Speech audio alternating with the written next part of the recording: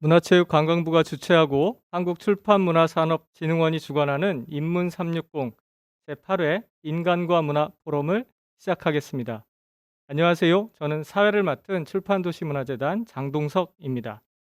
오늘 포럼을 주관하는 인문360은 문화체육관광부와 한국출판문화산업진흥원에서 운영하는 온라인 인문 플랫폼입니다. 이곳에서 우리는 사회와 문화의 다양한 인문적 이슈들을 만나보실 수 있는데요. 많은 관심과 참여를 부탁드립니다. 오늘 인문 포럼의 주제는 지금 우리의 여행, 좋은 여행이란 무엇인가?입니다. 한 달 살기, 호캉스 등 여행과 관련된 용어를 들어본 적이 있으실 겁니다. 시대에 따라 여행의 형태는 변화해 왔지만 색다른 환경을 향한 인간의 갈망은 예나 지금이나 끊임없이 지속되고 있습니다. 최근 끝나지 않는 팬데믹 상황에서 여행에 대한 갈망은 더 높아져만 가는 가운데 여행의 경험을 되살리는 문화 형태가 곳곳에서 등장하고 있습니다. 도대체 여행의 매력은 무엇이길래 사람들은 계속해서 여행을 꿈꾸는 것일까요? 한편 여행을 떠나는 심리도 살펴볼 필요가 있습니다. 타인과 비교하며 보여주기식의 여행을 하는 것과 더불어 여행지에서 찍은 사진을 온라인에 과시하는 모습 등이 문제가 되기도 했습니다. 이런 현상에는 어떤 심리적 욕망이 투영되어 있을까요? 여행에는 어떠한 마음가짐이 필요한지, 현 시대의 여행은 어떤 흐름을 타고 변화하는지 알아보는 시간이 있어야 할 것 같습니다. 이번 포럼에서는 어느덧 일상 속으로 깊숙하게 스며든 여행에 대해서 다양한 관점으로 이야기를 들려줄 각계의 전문가 세 분을 모셨습니다. 먼저 정여울 작가님 함께해 주셨습니다. 안녕하세요. 반갑습니다. 다음으로 히치하이커 김다영 대표님 참석해 주셨습니다. 네, 안녕하세요. 마지막으로 김명철 심리학자님 함께 해주셨습니다. 이번 포럼은 코로나19 확산 방지를 위하여 현장 관객 없이 온라인으로 생중계되고 있습니다. 방송을 시청하고 계신 분들은 실시간 채팅창을 통해서 오늘 포럼의 주제에 대해서 질문하실 수 있습니다. 궁금한 점을 남겨주시면 질의응답 시간에 연사님들께서 직접 답변을 해주실 예정이니까 유튜브 댓글창에서 많이 참여해 주시기 부탁드립니다. 자, 그럼 본격적으로 포럼을 시작하도록 하겠는데요. 첫 번째 순서로 정여울 작가님께서 여행의 쓸모, 삶을 성찰하는 여행, 지속가능한 여행을 꿈꾸다라는 제목으로 발제를 진행해 주시겠습니다. 그럼 작가님께 발제를 청해 듣겠습니다. 안녕하세요. 정여울입니다. 오늘은 지속가능한 여행, 자기 발견의 여행이라는 주제로 한번 이야기를 해보려고 하는데요. 계속 이제 저는 그런 질문 많이 받거든요. 어디가 제일 좋았냐? 예, 여행하면서 어디가 제일 좋았냐는 질문도 많이 받고, 그리고 여행을 하면 힘들기도 한데 뭐 객수라고도 하고 객고라고도 하잖아요. 힘들기도 할 텐데 이렇게 전 또 혼자 떠나는 여행도 많이 가고요. 그런 여행을 왜 그렇게 좋아하는지 모르겠다라고 이렇게 좀 약간 비판적으로 질문하시는 분들도 계시거든요. 그래서 그럼 나는 왜 이렇게 여행에 미친 것일까? 그리고 여행을 못 가서 괴롭다는 분들이 요새 또 최근 2년간 코로나 사태로 인해서 많이 늘어났는데, 그런 분들을 위해서도 여행의 쓸모에 대해서, 여행의 진정한 필요에 대해서 좀 더 생각해보는 시간을 가져본다면 더 좋다는 생각이 들었어요. 그래서 사실 저는 어떤 여행지가 제일 좋다, 막 베스트 3를 뽑아라 이런 것에 되게 그 질문에 대답하기가 되게 어렵더라고요. 좋았던 곳이 대부분 99%는 다 좋았고요. 나머지 1%는 이제 제가 컨디션이 안 좋았거나 제가 그 장소를 제대로 이해하지 못했기 때문이라고 생각해요. 그러니까 어떤 장소가 뭐 절대적으로 좋다 이런 거는 거의 없었던 것 같아요. 왜냐하면 여행이라는 그 몸짓, 여행이라는 그 행동, 우리의 삶으로서의 여행 그 자체가 좋았던 것이지 어떤 장소를 딱 꼽아라 하면 참 어려운 질문이 아닐까 싶어요. 그래서 제가 여행을 할 때마다 이 문장을 너무 빨리 여행하고 싶을 때, 너무 많은 것들을 보고 싶어 할 때 저를 진정시키기 위해서, 너무 많은 것을 보고 싶어 하는 저의 욕심과 급한 성미를 좀 진정시키게 하는 문장이 있는데요. 그 문장을 한번 읽어드리면서 시작하려고 합니다. 너무 빨리 걷지 마라. 영혼이 따라올 시간을 주어라. 예, 이 문장 참 좋아하는데요. 아프리카 격언이거든요. 우리가 너무 빨리 걸을 때마다 너무 많은 어떤 목적과 목표를 가지고 걸을 때마다 어쩌면 영혼은 저 멀리 뒤처져서 제발 그만 좀 빨리 가라고, 예, 내가 따라갈 시간을 주라고 어쩌면 기다려달라고 말하고 있는지도 모른다는 생각이 들어요. 그러니까 우리는 어떤 목적과 목표에 따라서 여행을 하는 그런 여행에 너무 길들여져 있고, 그래서 제가 처음에 했던 여행도 예, 정말 끔찍한 스케줄이었는데 5개국 11일. 예, 그래서 5개국을 10박 11일의 돈은 굉장히 값도 싸고, 그리고 이제 20대, 30대 초반 여행자들을 위한 그런 여행 프로그램이었어요. 그 여행을 제가 해보고 나서 아, 이건 안 되겠다, 이건 아니구나라는 것을 깨닫게 된 거예요. 이런 식으로 싸다고 해서, 아니면 기간이 짧다고 해서, 기간이 짧은 거에 비해서 많은 여행을 한다고 해서 좋은 것이 아니구나라는 생각을 하게 됐고, 사람들마다 다 성격과 원하는 것이 다르기 때문에 자기만의 여행을 디자인하고 그렇게 DIY식으로 만들어가는 것이 더 좋다는 생각이 들었거든요. 그래서 저는 제가 좋아하는 여행은 예술가를 따라가는 여행이에요. 제가 제 책을 쓰면서 했던 여행이 제일 좋았고요. 예를 들어 헤세로 가는 길이라든가 클래식 클라우드 헤세라는 책을 쓰기 위해서 헤르만 헤세가 살았던 곳들, 몬타뇰라나 가이엔호펜이나 칼프나 이런 곳들은 전혀 유명하지 않은 곳인데, 헤르만 헤세가 살았기 때문에, 헤르만 헤세가 거기서 데미안을 쓰고 나르치스와 골드문트를 썼기 때문에 저에게 소중한 그런 장소들을, 아주 시골이고 관광지도 아님에도 불구하고 저에게 의미 있는 장소를 여행했던 거예요. 그런 여행을 했을 때 점점 더 오래오래 기억에 남는, 평생 기억에 남는 그런 여행이 되더라고요. 또는 빈센트 나의 빈센트라는 책을 쓰면서 빈센트 반 고흐의 요람에서 무덤까지를 가보는 그런 여행이, 예, 헤세는 그래도 세 장소만 이렇게 집중적으로 가면 되는데요. 빈센트 반 고흐는 37번이나 이사를 했대요. 그러니까 죽어나는 거죠. 정말 힘든 거죠. 하지만 그럼에도 불구하고 그 여행은 너무 값진 체험이었어요. 그러니까 내가 사랑하는 어떤 대상이 거기서 살았던 그 흔적을 찾는 그런 여행. 그래서 마음의 여행이고 자기 발견의 여행. 내가 어떤 사람인가를 발견하는 그런 여행이 점점 더 오래 기억에 남는다는 것을 제 나름대로 디자인한, 저 나름대로의 삶에서 가장 절실한 필요에 따라서 만든 여행이 더 재미있다는 것을 알게 됐죠. 그래서 점점 더 여행이, 예전에 사실 코로나 이전에 엄청난 해외 여행자로 인해서 사실 문제도 많았었잖아요. 그래서 뭐 1년에 1,500만 이상이 그렇게 인천공항을 빠져나가고, 그렇게 함으로써 여행이라는 것이 어떤 과시나 어떤 소비의 급증, 이런 문제를 이제 야기한다는 비판도 많았는데요. 이제는 여행이 양에서 질로, 그러니까 여행을 했다라는 그냥 자랑, 예, 과시, 여기서 그치는 것이 아니라, 저는 여행을 한 번도 자랑해 본 적이 없는데, 제가 무슨 말만 하면 그게 자랑이냐고 또 오해하시는 분들도 있더라고요. 그래서 그런 뜻이 아니고, 여행을 통해서 제 삶이 어떻게 바뀌었는지를 말씀드리는 것이 이 발표의 주제가 될 것 같습니다. 그래서 최근에 여행 문화에 대한 변화를 조금 정리해 봤는데요. 팬데믹 이후에 이제 랜선 여행이라는 새로운 여행 문화, 그러니까 완전 새롭진 않은데, 이 랜선 여행이 급증하게 된 이유는 가고는 싶지만 갈 수 없기 때문에. 그래서 백신을 맞는다 해도 만약에 그 나라의 사정이 좋지 않는다면 사실 갈 수가 없거든요. 우리가 아무리 백신을 맞고 아무리 열심히 방역을 해도 우리가 가고 싶어하는 그 나라의 상황이 안 좋다면, 예를 들어 지금 브라질 같은 경우는 제가 2년 전에 갔다 왔었거든요.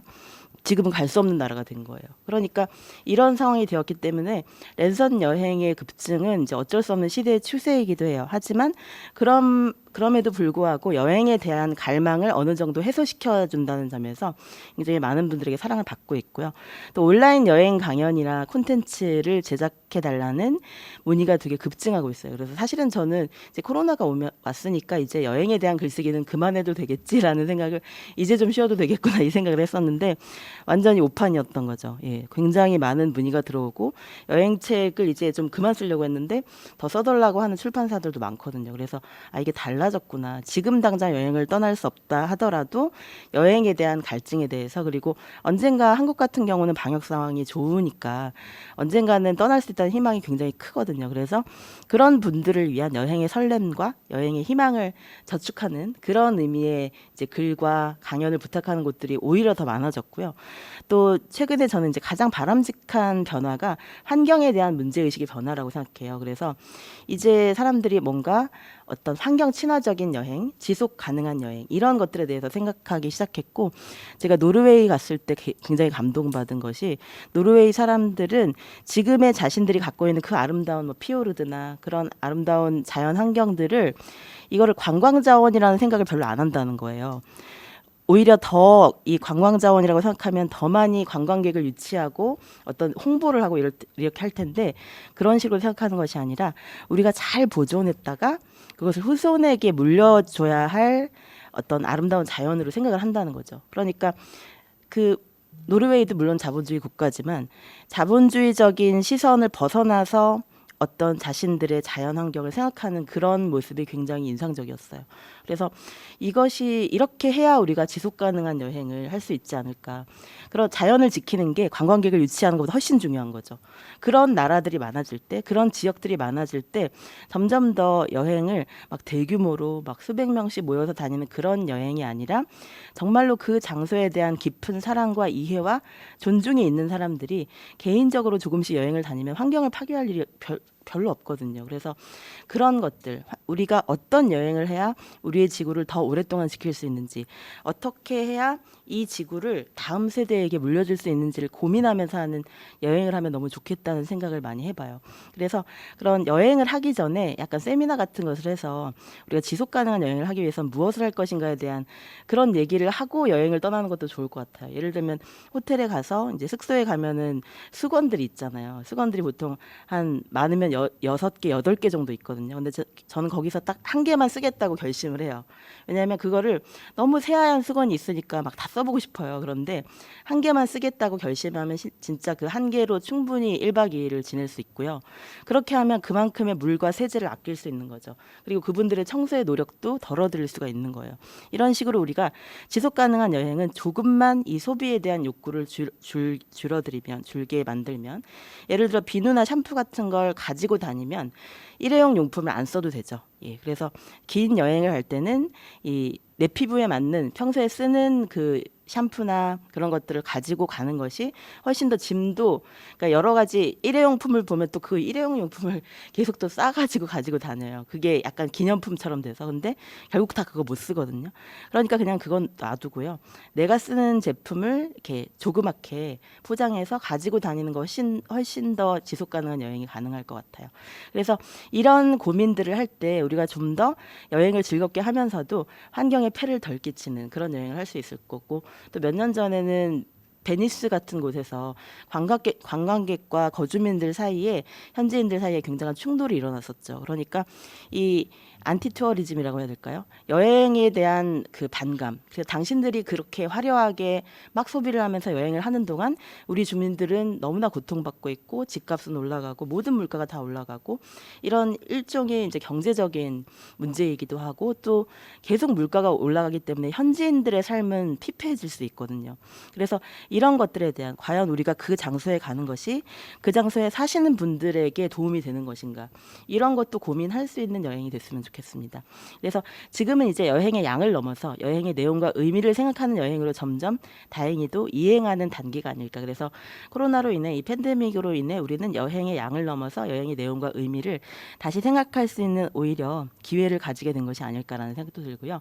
이제는 뭐 여행 글쓰기에 대한 강연이라든지 그런 글을 잘 쓰고 싶다, 그래서 여행에 대한 글쓰기를, 여행 작가가 되기 위한 글쓰기 강연을 해달라는 요청도 되게 많은데, 사실은 저는 여행 작가는 아니고 인문학 작가인데 여행에 대해서도 글을 썼다는 약간 잠깐의 외출이었기 때문에, 제가 여행 작가라는 정체성이 없기 때문에 그런 강연은 좀 자제하려고 해요. 그냥 글쓰기를 잘하면 여행에 대한 글쓰기도 잘할 수 있습니다. 그래서 이런 팬데믹 이후 여행 문화의 변화에 대해서 많은 것들을 생각해보는 요즘이 아닐까 싶고요. 그래서 저는 내성 내성적인 여행자라는 책에서 사실 그 이전 책들이 더 베스트셀러긴 한데 이 책은 별로 많이 팔리진 않았지만 제가 더 많이 사랑하는 책이에요. 왜냐하면 여기 진심을 더 많이 담았기 때문에. 그래서 좀 더 뭔가 대중적인 여행, 사람들이 좋아하는 타일의 시선을 의식하는 여행이 아니라 저는 원래 성격이 되게 내성적이고 사실은 그 집에만 있는 걸 되게 좋아했어요. 예, 여행을 하기 전에는 집에 있는 걸 가장 편안하게 생각하고 집에 있을 때 가장 편안함을 느꼈는데 여행을 함으로써 저에게 없던 외향성도 좀 생기고 그리고 삶에 대한 자신감이 생겼어요. 예. 아, 내가 아무리 낯설고 언어도 모르고 전혀 모르는 곳에서도 제가 베를린에서 2달 정도 살아본 적이 있거든요. 그게 제 인생을 바꾼 체험이 됐어요.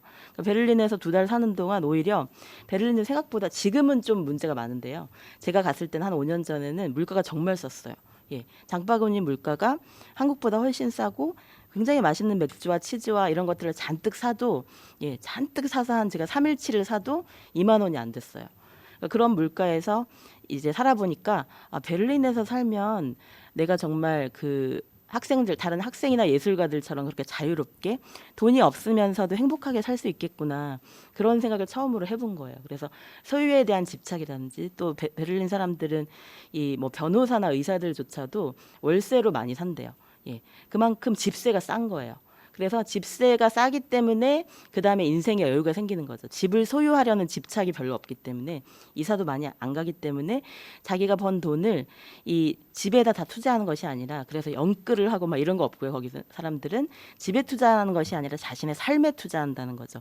그래서 막 어떻게 하든 1년에 더 많은 휴가와 더 많은 여행과 자신의 배움을 위해서 배움과 여행을 위해서 더 많은 돈을 투자하는 시간을 투자할 수 있는 그 사람들을 보면서 아, 내가 그동안 너무나 이렇게 어떤 앞만 보고 달려온 것은 아닐까? 그래서 나의 여행은 너무나 목적의식적인 것이 아니었을까? 내 여행은 한 번도 제대로 놀아본 적이 없구나. 뭔가 항상 글을 쓰기 위해서 여행하고 어떤 목적이 있었구나. 이런 반성도 해볼 수 있는 시간이었어요. 그래서 어떤 장소에 가는 것이 뭔가 저는 공부를 하기 위한 여행, 뭔가 글을 쓰기 위한 여행일 때가 대부분이었는데 정말로 베를린에서 2달 정도 살아보니까 그냥 살아보는 사람의 그 여유로움이 생기더라고요.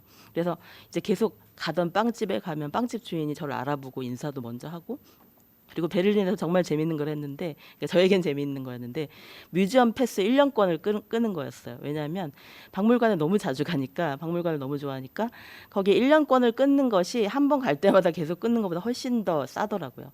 그래서 낯선 외국에서 처음으로 그 신분증 사진을 찍었어요. 베를린 뮤지엄 패스를 1년권을 끊기 위해서요. 그렇게 그곳에 사는 사람처럼 살아보기 위해서 굉장히 재미있는 시도를 많이 해봤고 제가 여행을 떠날 때마다 설레는 것은 이런 이정표들을 볼 때예요. 헤르만 헤세의 길이라는 헤르만 헤세 백이라는 그 독일어 같은 걸 볼 때 아, 저 이정표를 보고 있으면 너무 마음이 막 설레는 거죠. 떠나야 되는데. 예. 그래서 이런 여행들을 저는 굉장히 많이 했고요. 벌써 5분 남았네요. 그래서 이런 여행들은 헤세가 살았던 곳들을 여행하는 곳, 그리고 여기는 헤세가 이제 처음으로 살림집을 얻었던 첫 번째 결혼을 하고 이제 세 명의 아들을 낳았던 동네예요. 그래서 어쩌면 우리는 그동안 너무 점에서 점으로 그러니까 목표지에서 목표지로 이동하는 아, 나는 베를린 갔다 왔어, 런던 갔다 왔어. 그러니까 어디에 갔다 왔다는 건 여기는 아테네인데요. 아테네에 갔다 왔어. 어떤 장소에 대한 그 어떤 깃발 꽂기, 예, 정말 그런 여행을 많이 했던 것 같아요. 그런데 깃발을 꽂는 것이 중요한 것이 아니라 그냥 나는 거기 있었고 이제 저는 제 사진을 거의 안 찍거든요. 그래서 그냥 장소를 찍어요. 그리고 장소에서 행복해하는 다른 사람들, 사실 이곳에서만 만날 수밖에 없고 다시는 만날 수 없는 경우가 대부분이겠죠. 인생에서 단 한 번 만날 뿐인 낯선 타인을 찍는 것, 그들에게 물론 허락도 받죠. 예, 그런데 그런 여행을 하면서 우리가 단 한 번 만나지만 단 한 번 스쳐가는 인연일지라도 소중했던 어떤 시간을 기억하기 위한 그런 사진을 찍게 되더라고요. 그래서 우리의 여행이 정말 어떤 목표에서 과정으로 그리고 어떤 그 실용적인 목적에서 그 의미를 찾는 여행으로 바뀌었으면 좋을 것 같아요. 그래서 저는 내성적인 저의 성격을 굉장히 외향적으로 바꿔준 측면도 있지만 여행이 그런데 또 그렇게 혼자서 생각하길 좋아하고 혼자서 글쓰기를 좋아하는 저의 성격이 작가로서는 그리고 혼자 여행하는 데는 굉장히 좋았어요. 예, 그러니까 심심하지가 않은 거예요. 그냥 저런 사람들을 보기만 해도 저 장면도 되게 특이한데 베를린 장벽을 재현한 거예요. 근데 베를린 장벽에 돌을 막 그것을 모아서 파시는 분들도 있거든요. 그런데 이제 저 경우는 이제는 사라진 동독의 여권 도장을 찍어주는 거예요. 예, 동독은 이제 존재하지 않는 나라잖아요. 그런데 지금 이제 거꾸로 동독에 대한 그리움을 오스텔지아라고 하는데 동독이 없어졌기 때문에 오히려 동독을 더 그리워하는 사람들이 늘어난다는 거예요. 그래서 그 사람들의 어떤 욕구를 충족시켜주기 위해서 저런 노스텔지아, 노스텔지아 산업이라고도 할 수 있겠죠. 그래서 그 동독의 여권을 찍어주면서 그걸 또 1유로씩 받아요. 그런 모습도 있더라고요. 그래서 사람들은 어쩌면 장소만을 여행하는 것이 아니라 시간을 여행하고 있구나. 그래서 우리가 유럽을 좋아하는 이유 중에 하나도 10년 전에 있었던 장소가 지금 가면 또 있거든요. 예. 그래서 우리는 너무 많은 저기 대형 도서관이고요.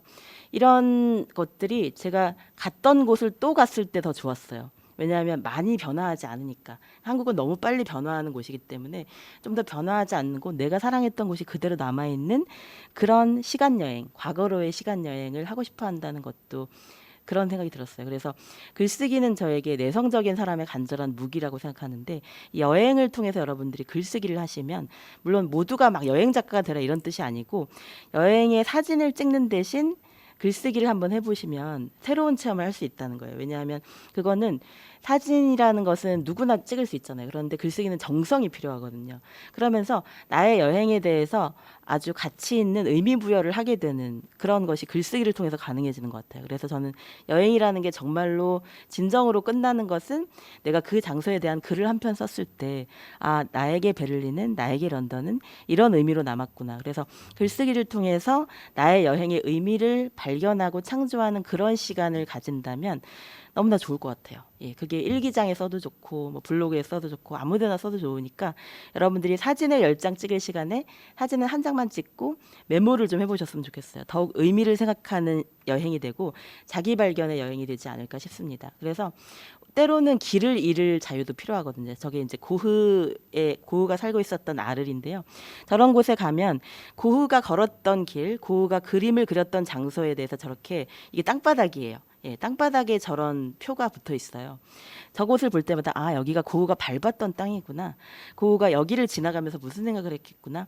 이 생각을 하면서 우리는 만날 수는 없지만 우리가 사랑하는 대상에 대해서 그런 시간 여행을 떠날 수 있다는 이런 생각을 할 때 그 여행이 좀 더 오랫동안 마음속에 기억되는 그런 여행이 될 수 있을 것 같아요. 그래서 여러분들이 가치를 부여하는 여행, 의미를 창조하는 여행, 그리고 내 삶을 더욱 풍요롭게 만드는 그런 여행을 하시려면 조금 더 기억을 이미지 중심이 아니라 글 중심으로 해보시면 좋을 것 같아요. 예, 그렇게 해서 저분은 이제 고흐가 그때 귀를 자르고 누워있던 요양원에서, 그 요양원이 만약에 그냥 고흐가 갔던 곳이 아니라면 지금은 철거됐거나 다른 건물이 됐을 거예요. 그런데 고흐가 저기서 귀를 자른 채 홀로 고통스러워하면서 요양원에서 누워있던 그 자리였기 때문에 차마 이 사람들이 철거를 못한 거예요. 그래서 여기가 이제 고흐 관광지가 됐어요. 그래서 저기 누워있는 분은 아마 고흐를 생각하시고 있는 것이 아닐까. 그래서 이런 것들은 정말 저렇게 생각하는 시간이 필요하다는 거죠. 그래서 저분이 너무 멋있어 보여서 이제 여기서 그런 게 아니라 노르웨이에 가서 저분을 생각하면서 이렇게 따라하다가 노르웨이 시민이 이제 저를 보고 아픈 줄 알고 어디 아픈 거 아니냐고 막 깨우면서 그랬던 적이 있어요. 예, 그래서 정말 생각하는 그런 여행, 내 삶을 좀 더 풍요롭게 만드는 여행은 어쩌면 그 장소에서 어떤 목적이 필요한 그런 여행을 생각하는 것이 아니라 그 장소의 의미를 생각하는 그런 여행이라는 거 여러분들이 생각하셨으면 좋겠습니다. 여기는 이제 아를에서, 여러분 그 밤의 카페 테라스라는 작품 아시죠? 거기에서 아를에서 고흐가 그 그림을 그렸던 장소예요. 예, 이런 장소에 가는 걸 저는 너무 좋아하고, 앞으로도 이런 여행을 계속 할 수 있도록 언젠가는 팬데믹이 끝나고 또 많은 분들이 진정으로 자신의 자유와 사랑과 희망을 찾아 떠나는 그런 여행을 하셨으면 좋겠습니다. 감사합니다. 네, 감사합니다. 제가 정여울 선생님과 알고 지낸 지 10여 년이 훌쩍 넘은 것 같은데, 그때마다 재밌는 여행 이야기를 항상 들려주셔서 굉장히 흥미롭게 저도 오늘 또 짧은 시간이지만 들었습니다. 아까 말씀하신 것 중에 이렇게 좌표 찍고 가는 그런 여행, 한 군데 찍고 오는 여행, 제가 그런 여행을 굉장히 많이 해봤거든요. 제가 그랜드 캐년에 가서 20분 머물다가 그냥 다른 곳으로 이동한 적이 있는데, 그런데 공교롭게 그곳을 다시 갈 일이 쉽게 생기진 않는 것 맞아요. 같아요. 예. 예, 갔을 때 음, 제대로 여유 있게 그곳의 풍광이라든가 정취를 잘 느끼고 오는 것도 여행의 묘미가 아닐까 이런 생각을 하였습니다. 정여울 선생님 이야기는 또 이따 토론 시간에 또 들어보도록 하고요. 두 번째로 히치하이커 김다영 대표님 발제를 청해 듣겠습니다. 여행의 형태는 어떻게 변하고 있는가를 주제로 김다영 대표님께서 발제해 주시겠습니다. 부탁드립니다. 마이크를. 네, 안녕하세요. 김다영입니다. 네, 저는 이제 여행의 형태는 어떻게 변하고 있는가라고 해서 우리 앞서서 여행의 어떤 의미와 목적과 이런 것들이 좀 변화하고 있는 큰 그림을 말씀해 주셨다면은 저는 지금 7월 1일에 지금 또 기사가 나는데 대체 공휴일 확대로 올해 최대 이제 하반기에 2박 3일 여행을 4번 더 갈 수 있다 이런 기사가 지금 나 있습니다. 여러분도 한번 검색해 보시면 좋을 것 같은데 이제 우리가 어떻게 보면은 팬데믹이라는 상황과 그리고 여행을 이제 안 갈 수도 없고 갈 수도 없는 이런 상황 속에서 우리의 여행은 지금 어떻게 변하고 있고 여러분들도 한번 이 시간에 지난 1년간 나는 어떤 여행을 해왔으며 그 여행의 빈자리에 어떤 것들을 대체해 왔는가를 한번 돌이켜 보실 수 있는 그런 주제를 좀 준비를 했습니다. 그래서 코로나 이후에 사실 여행이 변할 수밖에 없는 게 우리가 물리적으로 못 나가는 것도 있지만 우리의 생활 양식이 굉장히 많이 변화한 부분이 있습니다. 그래서 좀 보기 쉽게 제가 3가지로 좀 나눠서 좀 정리를 좀 해봤는데 우선 앞서 이제 말씀도 해주셨지만 랜선 여행이라고 해서 우리가 이제 오프라인 지금 활동이 제한되고 있잖아요. 그러다 보니까 온라인에서 머무르는 시간이 굉장히 길어졌습니다. 그래서 이제 많은 여행 업계에서 이제 랜선 여행 상품이라고 해서 굉장히 또 독특한 상품들을 내놓고 온라인에서 여행을 대신 즐길 수 있도록 이렇게 나온 것들이 있고요. 그 다음에 이제 집에서 머무시면서 일도 하시기 때문에 재택근무 시간이 굉장히 증가했습니다. 그러면서 이제 머무르는 여행, 사실은 이 재택근무라는 게 꼭 집에서만 머물 필요가 없거든요. 그러다 보니까 이제 일상과 여행의 경계가 굉장히 허물어지는 경향을 보였습니다. 이거는 한국뿐만 아니라 전 세계적으로 나타난 현상이고요. 그래서 어떤 현상들이 나타나는지 좀 이따가 제가 말씀을 드릴 거고, 그다음에 마지막으로 우리가 이제 나가지를 못하니까 우리 주변에서 좀 소비하는 경향이 강해졌습니다. 이 지역 기반, 로컬 이런 테마 아마 많이 들어보셨을 겁니다. 그래서 구체적으로 이제 어떻게 여행의 행태가 변화하고 있는지를 지금부터 하나씩 좀 말씀을 드리겠습니다. 우선 랜선 여행은 참 재미있는 사례들을 말씀드릴 게 참 많아요. 그런데 지금 보시면은 굉장히 이 요란한 복장을 한 분들이 드래그 퀸과 함께 은밀히 즐기는 샹그리아라는 여행이 있습니다. 지금 이게 이제 포르투갈에서 진행됐던 랜선 여행인데요. 여러분들이 아마 잘 아시는 에어비앤비라는 사이트에서 진행됐던 랜선 여행입니다. 이 랜선 여행은요 굉장히 흥미롭게 진행이 되는데 진짜로 이 분장하신 분들이 나와가지고 진행을 하는데 단순히 그냥 여행을 랜선으로 보기만 하는 여행이 아닙니다. 직접 그 참가자들이 줌이라는 화상을 통해서 참여해가지고 막 파도 타기도 하고요. 네, 굉장히 역동적으로 여행에 참여하면서 인터랙티브하게 즐길 수 있는 그런 랜선 여행입니다. 그래서 인기가 굉장히 높았어요. 그래서 2020년에 랜선 여행 중에서 가장 수익이 높았던 여행으로 바로 이 포르투갈의 여행이 뽑혔고요. 작년 한 해 무려 5억 원의 수익을 올렸습니다. 한국에서는 지금 마이리얼 트립이라고 아마 많이 들어보셨을 거예요. 여행 플랫폼인데 여기서 여러 차례 랜선 여행을 진행을 했었고요. 저도 뭐 홍콩이나 바르셀로나 같은 여러 지역의 랜선 여행을 한번 경험을 해봤습니다. 근데 제가 이 랜선 여행 경험하면서 제일 개인적으로 조금 재밌다고 생각했던 게 뭐냐면은 랜선 여행이라고 하면은 사실 그 나라 못 가니까 그 나라 구경하는 재미로 하는 거잖아요. 근데 이상하게도 말이죠. 시선이 이 여행지와 가이드분한테 가는 게 아니라 댓글에 정말 댓글이 정말 끊임없이 움직여요. 근데 댓글이 더 재밌어요. 왜냐면은 댓글에 다 울어요, 사람들이. 눈물밖에 없어요. 그래서 이게 사람들이 이 여행을 이 정도로 갈망을 하는구나. 그래서 이 사람들이 우는 것만 보다 끝납니다. 너무 재밌어요. 그래서 어떻게 보면은 이 랜선 여행이 우리의 여행을 달래주는 것도 있는데요. 제가 말씀드린 건 뭐냐면은 사람과 사람을 이어주는 것에 이 랜선 여행은 핵심이 있다라는 겁니다. 단순히 가이드가 그 여행지를 소개하는 것만으로는 굉장히 좀 부족할 수가 있어요. 이거는 그냥 유튜브를 틀면 나오는 거예요. 그렇기 때문에 참여자들이 참여할 수 있는 그 여지를 만들어주는 게 이 랜선 여행의 한 끗 차이고요. 그리고 재미있는 랜선 여행은요, 실제 여행보다 더 재미있는 포인트가 있다고들 얘기합니다. 바로 저는 그 포인트가 사람과 사람을 연결해주는 부분에서 나오지 않는가라는 생각을 좀 해봅니다. 사람들이 연결에 목말라 있다는 거예요. 우리 클럽하우스 열풍 보셨죠? 그래서 이 랜선 여행도 어떻게 보면 그런 거를 해소하려고 하는 거지, 진짜로 그 여행지에 대한 정보를 보려고 하는 게 아니라는 게 핵심입니다. 그리고 또 하나, 이 랜선 여행이 좀 확장이 되면요, 이제 온라인상에서만 이걸 즐기지 않습니다. 현실에서 가상 경험을 즐긴다, AR이라는 단어를 들어보셨을 겁니다. AR. 사실은 이 AR이라는 게 이제 현실 속에서 증강현실이라고 하죠. 우리가 현실 속에서도 가상을 느낄 수가 있는 거예요. 지금 화면에 보시면은 이 리얼 월드라는 이게 어플리케이션인데요. 굉장히 재밌습니다. 이거는 실제로 여행지를 가셔야 돼요. 가셔야 되고, 그리고 미션이 끊임없이 주어집니다. 그래서 거의 가가지고 푸는 건데, 풀다 보면은 AR로만 또 풀어야 되는 장면들이 나와요. 카메라를 대고 그 수원에 있는 무슨 문화재를 찍어요. 그럼 거기서 뭐가 튀어나오는 겁니다. 그러니까 이게 아이들이랑 즐기기에도 굉장히 좋고요. 20대들이 지금 팀플레이로 이거를 굉장히 즐겨하고 있습니다. 이제 여행이 어떻게 보면 이제 비대면, 이제 여러 명이서 여행을 할 수가 없는 거예요. 그러니까 나 혼자나 아니면 내가 아는 사람들하고만 같이 즐기는 이제 그런 여행들이 기술 기반으로도 구현이 되고 있다는 것입니다. 그래서 이제는 이 랜선 여행이 점차 현실 세계에서도 확장되고 있는 것을 보여주고요.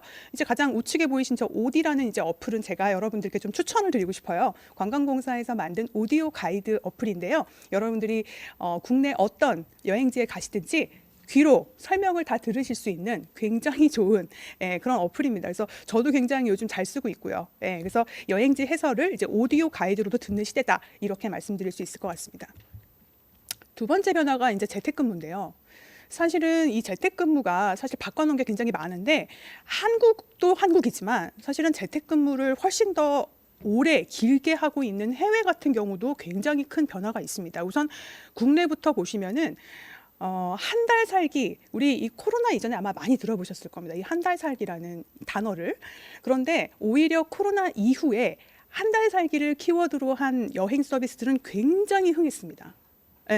그래서 제가 이제 말씀드리면서 오늘 인문학 강의이긴 합니다만은, 저는 사실 여행 전문 강사이기 때문에 여행 정보들을 조금 많이 드리려고 하는데, 이 한 달 살기 플랫폼 중에 제일 유명한 게 사실 미스터 맨션이라는 플랫폼이 있습니다. 여기는 한 달 살기 숙소만 판매를 하는 거예요. 여기가요, 코로나 전보다 코로나 이후에 굉장히 성장을 많이 했습니다. 오히려 매출이 더 오른 거예요. 투자도 유치하고. 그런 게 어떤 걸 얘기를 해주는 거냐면, 지금 이 여행자들이 옮기는 게 싫은 거예요. 위험합니다. 그러다 보니까 머무르는 여행을 추구해요. 그러다 보니까 한 달 살기 플랫폼들이 성장할 수밖에 없는 부분이 있고요. 지금 화면에 우측 하단에 보시면은 저 서비스는 지금 한글로 써 있지만 사실은 일본 서비스입니다. 일본에서는요, 이 체류형 여행을 넘어서서 거주를 움직이면서 하라라는 회원제 이동형 거주 플랫폼이 굉장히 성장하고 있습니다. 이게 무슨 말이냐? 여러분들이 한 달에 얼마만 내면, 일정한 금액만 내면 전국에 있는 약 50개 제휴 그 숙박 시설들을 옮겨 다니며 살 수 있는 거예요. 그러니까 좀 극단적으로 얘기하자면은 집이 필요 없는 상태가 되는 겁니다. 그래서 지금 저 어드레스 같은 서비스 같은 경우는 한 달에 44만 원 정도를 내면요, 여러분들이 옮겨 다니며 살 수 있는 거예요. 사실은 이제 실제적으로 집이 없이 저렇게 옮겨 다니면서만 사는 사람들보다는 이제 제2의 별장이라든가, 그죠? 주말 부부, 주말 가족 여행이라든가 그런 용도로 저 회원에 가입하시는 분들이 많고요. 코로나 이전보다 몇 배 성장한 서비스 중에 하나입니다. 그러니까 똑같이 일본에서도 체류형 여행이 굉장히 성장하고 있다, 이렇게 말씀을 좀 드릴 수 있을 것 같습니다. 좀 연장선상에서 말씀을 드리면, 여러분 요즘 여행 어떻게 하세요? 사실은 요즘은요, 여러 명이 머무는 숙소에 가기 좀 꺼려지시죠. 그러다 보니까 요즘에는 독채형 숙소, 예, 이 사실은 이 생활과 여행에 대한 인식들이 좀 변화하고 있는 부분이 안전이 제일 우선이다. 여행에 대한 즐거움도 즐거움이지만 그 전에 내가 코로나에 걸리면 안 된다라는 생각 때문에 독채형 숙소에 대한 인기가 급증했습니다. 그래서 그 전에는 사실은 매니아층들만 굉장히 좋아했던 이 독채형 숙소 플랫폼들이 코로나 이후에는 거의 대세가 됐고요. 지금 독채형 숙소들은요, 사실은 석 달, 넉 달을 기다리셔도 예약이 풀리지 않을 정도로 전국에 있는 독채 숙소들 굉장히 인기가 높습니다. 심지어는 지금 보시면은 남의 집 홈오피스라고 그래가지고 내 집의 한 켠을 사무 공간으로 대여해주는 공유 플랫폼까지 생겼습니다. 이게 이제 누군가의 집을 내가 사무 공간으로 대여하고 구독하는 그런 지금 상황이 된 거거든요. 그래서 지금 숙소나 일하는 공간이 저 남의 집 홈오피스 같은 경우는요, 어떻게 셀링을 하냐면은 여행하듯이 남의 집을 돌아다니면서 내 취향에 맞는 공간을 여행해 보세요라는 단어를 꼭 씁니다. 그러니까 오피스인데 우리가 일하는 공간인데 그것도 여행의 한 그거로 보는 거예요. 한 연장선상으로 보는 거예요. 그래서 굉장히 지금은 이 일하는 공간에 대한 거주하는 공간에 대한 그리고 여행의 공간에 대한 인식들도 굉장히 많이 변화하고 있다라는 거를 말씀드리고 싶고요. 특히나 지금 그 일본에서는 우리보다는 사실 좀 법에 대한 그런 좀 규제가 어떻게 보면 좀 느슨하다는 측면이 있습니다. 특히나 호텔 쪽에서는 숙박 쪽에서 그러다 보니까 굉장히 다양한 서비스들과 생활 행태가 나타나고 있는데 호텔에서도 한 달 동안 무제한으로 머물 수 있는 그 회원제가 있습니다. 그래서 아까 제가 뭐 40만 원대 그 빈 집들을 옮겨 다닐 수 있다는 거는 일본의 빈집을 개조한 숙소들이고요. 지금 말씀드리는 거는 일본의 호텔들이 연합을 해가지고 옮겨 다니면서 호텔 라이프를 즐길 수 있다는 겁니다. 그러다 보니까 이제는 집 대신에 호텔에서 한 달 살기를 하는, 사실 우리나라에도 지금 호텔 한 달 살기가 있긴 있습니다. 있긴 있는데 한 호텔에서 계약을 해야 돼요. 근데 일본에서는 지금 그게 아니고요. 약 수백여 개의 호텔을 제휴를 맺어가지고 돌아다니면서 내가 원하는 호텔을 옮겨 다니면서 지내는 거예요. 그래서 굉장히 많은 지금 변화가 나타나고 있다는 것을 말씀을 드리고요. 이 거리두기, 우리가 이제 이렇게 거리두기를 하고 독채 숙소에 묵고 이렇게 하다 보니까 사람들이 이제 어디로 나가느냐? 도시에 있으면 위험해요. 사람들이 굉장히 많으니까. 그러다 보니까 숲으로, 산으로, 바다로 사람들이 적은 곳으로 가게 됩니다. 미국에서는요, 코로나 이후에 가장 어떻게 보면 투자도 받고 가장 떠오른 기업 중에 하나가 바로 힙캠프라는 스타트업입니다. 이 힙캠프라는 게 힙한 캠프 라이프를 제공하는 플랫폼이에요. 그러다 보니까 캠프 사이트를 예약할 수 있는 공유가 캠핑계의 에어비앤비라고 이해하시면 될 것 같습니다. 한국에서는 어떨까요? 한국에서는 여러분 차박이라고 많이 들어보셨을 겁니다. 차박. 그래서 이 차박이 마치 피크닉처럼 요즘에 차크닉이라는 말도 있습니다. 차에서 즐기는 피크닉이라는 신조어까지 생겼는데 이 차박이요, 사람들의 인증샷, 좀 이따 또 선생님 말씀해 주실 건데 인증샷의 하나의 도구가 됐어요. 이 차박이. 그래서 옛날 차박은 캠핑 매니아들의 그냥 정말 멋대가리 없는 그런 노숙이었다면은 지금의 차박은요, 지금 사진 보십시오. 감성적이어야 되고요. 차를 무지하게 꾸며야 됩니다. 그래야 사진이 잘 나오거든요.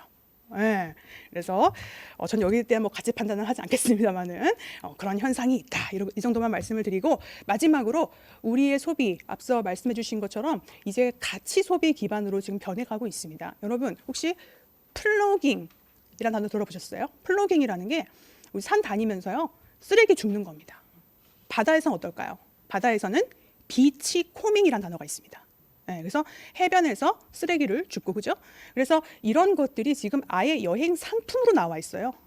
사람들이 이제 이런 것들을 소비하는데도 사실은 이제는 크게 뭐 거부감도 없고 아주 익숙하게 여긴다라는 것입니다. 그래서 지금 보시면은 뭐 바다 유리와 조개를 업사이클링한 저 DIY 클래스 같은 경우도 강원도 양양에서 진행되는 클래스인데요. 저것도 이제 그 바다 유리와 조개가요, 그 양양 앞바다에서 비치 코밍된 걸로 알고 있습니다. 예, 그걸 이제 재활용해가지고 그렇게 진행이 되는 겁니다. 그래서 우리의 이제 환경 인식이 변화하면서 우리가 여행을 조금 더 건강하게, 조금 더 친환경적으로 할 수는 없을까라는 고민들이 이런 여행 상품에서 나타나고 있다라는 것입니다. 마지막으로 제가 이제 이 친환경 여행에 대해 정리를 좀 하면서요. 우리 소비자들이 바뀌었을 때 여행 산업이 어떻게 변화하는지를 이제 말씀을 드리겠습니다. 사람들이 친환경 여행에 좀 더 민감할수록요, 기업들은 어떻게 될까요? 기업들도 바꿔야 됩니다. 안 그러면 살아남을 수가 없는 거죠. 그러다 보니까 지금 우버, 여러분들 뭐 사실 한국에서는 지금 우버가 사실 제대로 영업을 하고 있지 못하지만은 전 세계적으로 가장 큰 공유 차량 서비스가 이제 우버라고 볼 수 있는데, 우버도 이미 우버 그린이라고 그래서 친환경 그리고 전기 차량을 예약할 수 있는 옵션을 내놓았습니다. 그러니까 여러분들이 우버를 예약하려고 할 때 우버 그린이라고 하시면은 전기차가 오는 거예요. 그래서 조금 더 우리가 건강한 선택을 할 수 있도록 도와주는 거, 그리고 우리가 그런 소비를 선택할 때 기업은 더 변할 수밖에 없습니다. 우버는요, 2030년, 40년까지 전체 차량을 지금 전기차로 바꿀 계획을 이미 하고 있습니다. 근데 소비자들이 좀 더 많이 찾아야겠죠. 그래서 우리가 오늘 주제가 좋은 여행이란 무엇인가라는 것에 대해서 저는 우리가 소비를 할 때 우리가 조금 불편하더라도 우리의 선택이 이 거대 기업들을 바꿀 수 있다는 걸 좀 말씀을 드리고 싶고요. 그리고 제가 이제 저는 여행 강사인데 사실은 여행 정말 뭐 추천 여행지라든가 어디가 좋아요 이런 거에 대해서 강의를 하는 사람인데도 놀랬던 부분이 뭐냐면, 이 코로나 이후에 가장 빨리 변화한 그 플랫폼 중에 하나가 제가 강의할 때 제일 많이 말씀드리는 최저가 항공권을 찾아주는 스카이 스캐너라는 사이트가 있습니다. 항공권 실시간 최저가를 찾아주는 서비스죠. 근데 이 스카이 스캐너가요, 최근에 들어가 보세요. 한번 들어가 보시면 친환경 옵션이라는 거를 만들었습니다. 그러니까 우리가 비행기 가격이 쫙 나와요. 그런데 친환경 옵션 쪽의 가격은 따로 나옵니다. 이게 왜 그러냐면은 소비자한테 선택권을 주는 건데, 그거를 환경을 기준으로 선택할 수 있게 좀 더 건강하고 친환경적인 항공사를 선택할 수 있도록 선택권을 주는 겁니다. 그래서 이런 변화들, 사실은 우리 소비자들이 어떤 가치를 기반으로 소비를 하냐에 따라서 바뀔 수 있다라는 거, 오늘 그거를 좀 말씀드리고 싶고요. 우리의 변화가 이 여행 산업을 변화시킬 수 있다라는 게 사실 또 오늘 이 포럼의 주제와 잘 맞는 것 같아서 사례를 좀 소개를 드렸고요. 더 많은 사례들은 여행의 미래 제 책에서 또 만나보실 수 있습니다. 그래서 오늘 저희 여행의 형태는 어떻게 변하고 있는지 발표는 여기서 마무리하도록 하겠습니다. 감사합니다. 네, 김다영 대표님 감사합니다. 저 여기 행사장에 오는데 선배가 전화가 왔어요. 제주도라고 1년 살기 들어가겠다고. 그래서 여행 이거 하는지 어떻게 알고 또 염장을 지르느라 전화를 주었는데요. 어쨌든 지금 김다영 대표님 말씀처럼 여행이 끊임없이 변하고 있다. 우리가 어디로 가는 것 외에는 모두 다 변하고 있다. 뭐 이렇게 보면 될 것 같고요. 그 흐름 가운데에서 우리는 어떤 여행을 선택할 것인가. 랜선 여행도 사실은 그런 일환이겠죠. 그런 의미에서 김다영 대표님 발제 흥미롭게 들었고요. 마지막으로 심리학자 김명철 선생님의 발제를 청해 들을 시간입니다.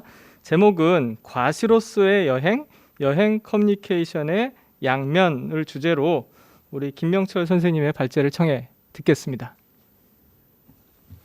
네, 안녕하십니까. 심리학 박사 김명철입니다. 네, 제가 오늘 말씀드릴 부분은 커뮤니케이션으로서의 여행이라는 부분입니다. 자, 일단 이걸 보시면 베니스의 상인이라는 책은 다 아시죠? 베니스의 상인, 셰익스피어가 쓴 희곡인데 아주 악독한 상인이 사람한테 돈을 빌려주고 나중에 그거를 네 살로 갚아라라고 하는 그런 이야기죠. 근데 역사적으로 실제로 아주 유명한 베니스의 상인이 한 명 있는데 혹시 여러분 누군지 아시나요? 아주 유명합니다. 정말 유명하고 유일하게 아마 유명한 그런 상인일 것 같은데, 이 사람이 여행기도 아주 유명한 거를 하나 썼어요. 그래서 이 사람 그 여행기의 서문을 보면 거기 누군지 이름이 나오거든요. 근데 이 서문을 상당히 여러분들 제가 말씀드릴 만한 역대 가장 호방한 그런 여행기 서문이라고 봐주시면 되겠는데 제가 살짝 읽어드릴게요. 황제, 국왕, 공작, 후작, 백작, 기사, 시민들 그리고 여러 시대의 인간들과 여러 지역의 다양함에 대해서 알기를 원하는 분들이여 이 책을 잡고 읽어보시라. 여기서 여러분은 대아르메니아와 페르시아, 타타르와 인도 그리고 여러 지방의 가장 경이롭고 매우 다른 것들을 모두 알게 될 것이다. 왜냐하면 베네치아의 현명하고 고귀한 시민이신 마르코 폴로님께서 자기 눈으로 직접 본 것에 관해서 우리의 이 책은 그가 말해주는 순서대로 분명히 서술할 것이기 때문이다 라고 되어 있는 서문입니다. 마르코 폴로의 동방견문록의 서문이에요. 이 역대 가장 유명한 베니스의 상인, 베네치아의 상인인 마르코 폴로의 여행기죠. 여기서 보시는 이 서문에서 방금 제가 읽어드렸듯이 원래 우리가 옛날 옛적에 그러니까 처음으로 사람들이 지구상에 이쪽 저쪽으로 돌아다니기 시작했을 때는 여행이 어떤 그 개인의 행복을 위한 활동이 아니었어요. 여행은 기본적으로 사회적인 활동이고 다른 사람들한테 정보나 그 다음에 이 사람이 하고 싶은 이야기, 메시지를 전달하는 그런 활동이었죠. 그것 때문에 여기서 지금 보시는 것처럼 이렇게 호방한 서문을 이 마르코 폴로가 쓸 수 있었던 겁니다.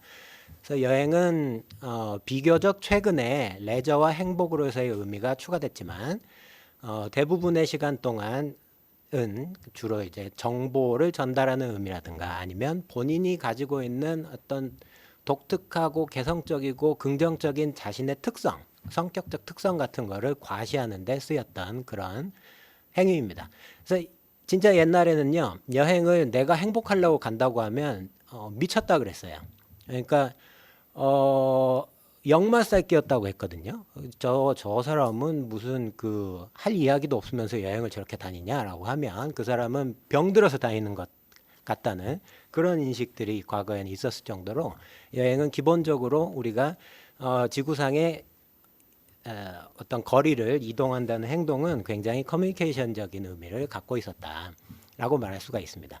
그 여행이 개인적 의미를 갖기 시작한 이후에도요, 여행의 커뮤니케이션적인 기능은 굉장히 강력하게 유지가 됩니다. 왜냐하면 여행은요, 다른 어떤 이 커뮤니케이션 방법에 비해서도 강력한 커뮤니케이션 방법이기 때문이에요. 무슨 이야기냐면 여행을 통해서 내가 어떤 말을 하면 다른 사람들한테 전달이 정말 잘 돼요. 그리고 다 믿어져요. 그리고 여행을 통해서 내가 내 어떤 모습을 과시를 하면 사람들이 너는 정말 그 모습을 가지고 있어라고 다 믿어준다는 거죠. 왜 그러냐면 이 여행은 보통 이 커뮤니케이션 신호가 아니라 굉장히 값비싼 신호기 때문입니다. 이게 우리가 진화심리학에서 이야기하는 값비싼 신호라는 개념이에요. 사람이 누군가의 이제 말을 듣고 그 사람 말을 믿고 신뢰하고 그 사람하고 거래를 하고 해야 되는데 그러려면 이 사람이 신뢰로운 신호를 발산하고 있는지를 알아채야 되거든요. 그걸 알아채는 방법이 어떤 거였냐. 우리가 옛날에 동물적부터 우리가 갖고 있었던 어떤 진화적인 기제인데 이를테면 공작 같은 경우는 수컷 공작의 이 공작 깃털 이걸 보시면 이게 화려하기만 한 게 아니라 공작이요 이 깃털 때문에 잘 걷지도 못해요. 뭐 날지 못하는 거는 뭐 당연하고요. 이것 때문에 잘 걷지도 못하는데 순전히 내가 좋은 유전자를 가지고 있다라는 걸 보여주기 위해서 이 깃털 만드는 데다가 이 공작은 평생 먹은 칼로리를 다 투자해서 이 화려한 깃털을 만들어냅니다. 이 정도로 많은 거를 투자하고 희생하기 때문에 공작 암컷들은 이 깃털을 보고 이 공작이 좋은 DNA를 가지고 있다라는 사실을 믿어줘요. 이게 값비싼 신호의 개념입니다. 진화심리학에. 인간도 똑같이 자기 신호 가치를 높이고 싶을 때는요. 많은 거를 투자하고 희생함으로써 내가 정말 진짜를 말하고 있다. 내가 내 진솔한 특성을 드러내고 있다는 거를 신호를 보내거든요. 그래서 지금 보시는 거는 라마야나에 나온 그 한 장면인데 라마야나는 어떤 내용으로 되어 있냐면 라마 시타라는 이 그 신들의 아바타가 있어요. 근데 시타가 악마한테 잡혀가지고 인도에서 스리랑카로 끌려가죠. 그래서 라마가 스리랑카로 건너가서 원숭이 장군 하누만의 힘을 빌어 그 시타를 구해내서 인도로 구출해 와요. 근데 구출해 오고 나서 시타가 아무래도 스리랑카에서 악마랑 있었던 시간이 너무 긴 거예요. 그래서 의처증이 생깁니다. 라마가. 그래서 당신 사실 스리랑카에서 무슨 일이 있었던 거 아니냐라고 계속 시타를 추궁을 해요. 그러니까 시타가 자기의 옛날 말이지만 순결을 정절을 증명하는 수단으로 불 속에 뛰어듭니다. 그런 식으로 자기 신호의 가치를 높인 거죠. 그래서 이것 때문에 인도는 오늘날까지도 자우하르라는 악독한 풍습이 계속 이어지고 있어요. 그래서 어떤 거냐면 남편이 죽으면 그 부인이 불 속에 몸을 던지는 그런 풍습이죠. 인도의 대표적인 인습 중에 하나인데 그것에 발단이 된 그런 값비싼 신호가 시타가 보냈던 값비싼 신호이기도 합니다. 그래서 원래 여행은 굉장히 힘든 일이었어요.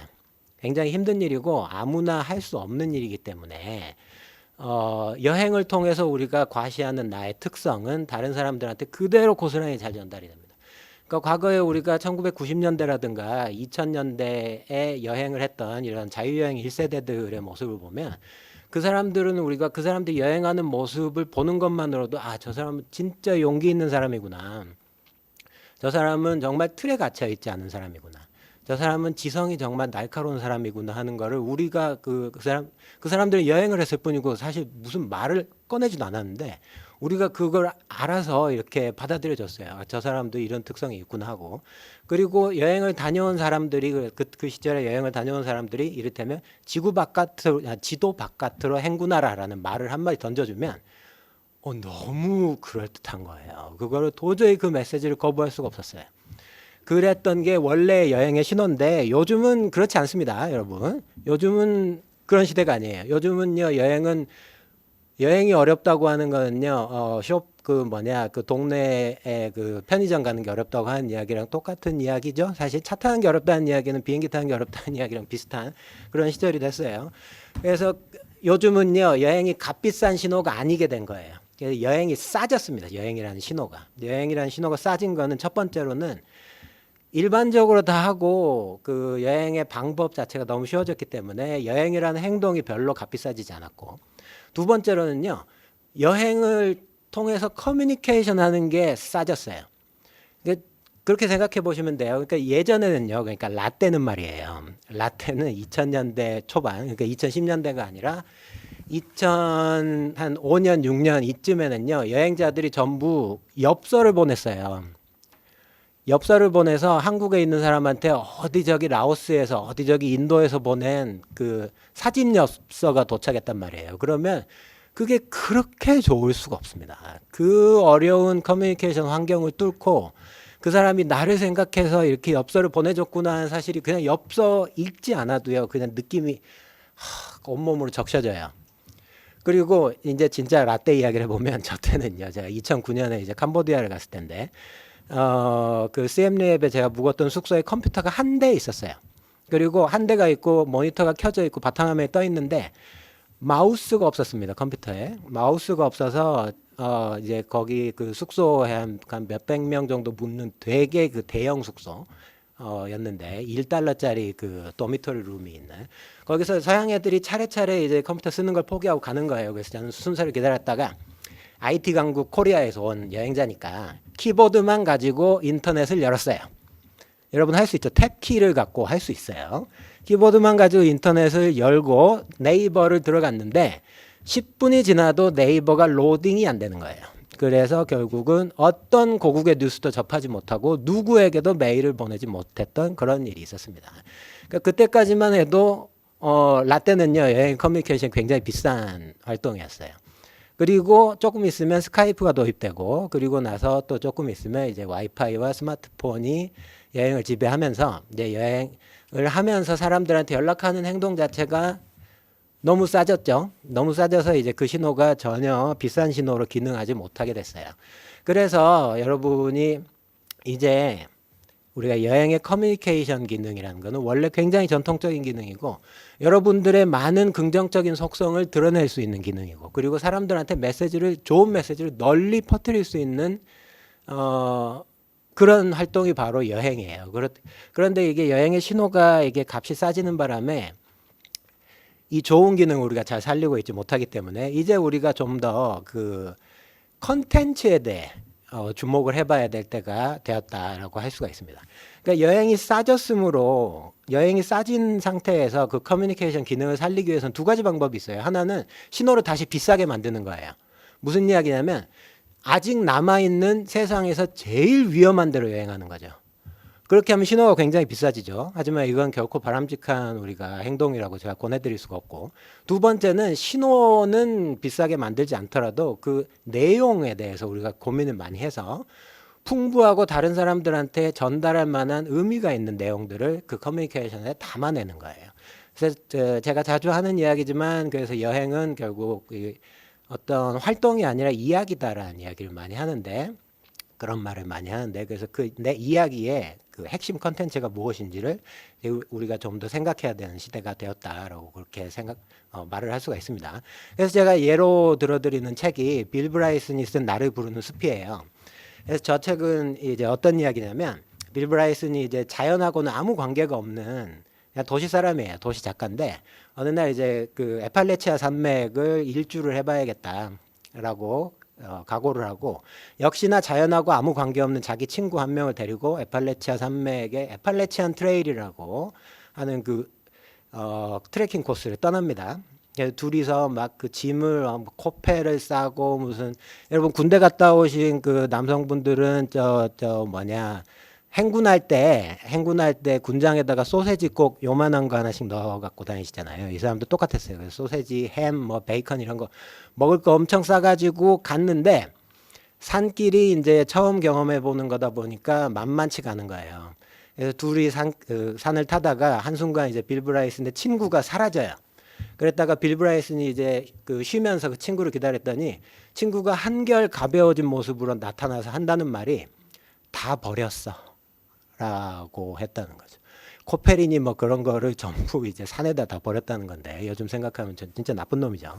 근데 그렇게 하면서 본인 스스로는 새로 태어나고, 그리고 우리가 자연에 대해서 아무런 관심이 없었던 사람들이 자연을 사랑하는 사람이 되는 이야기가 담겨 있는 책이 이 나를 부르는 숲이라는 책입니다.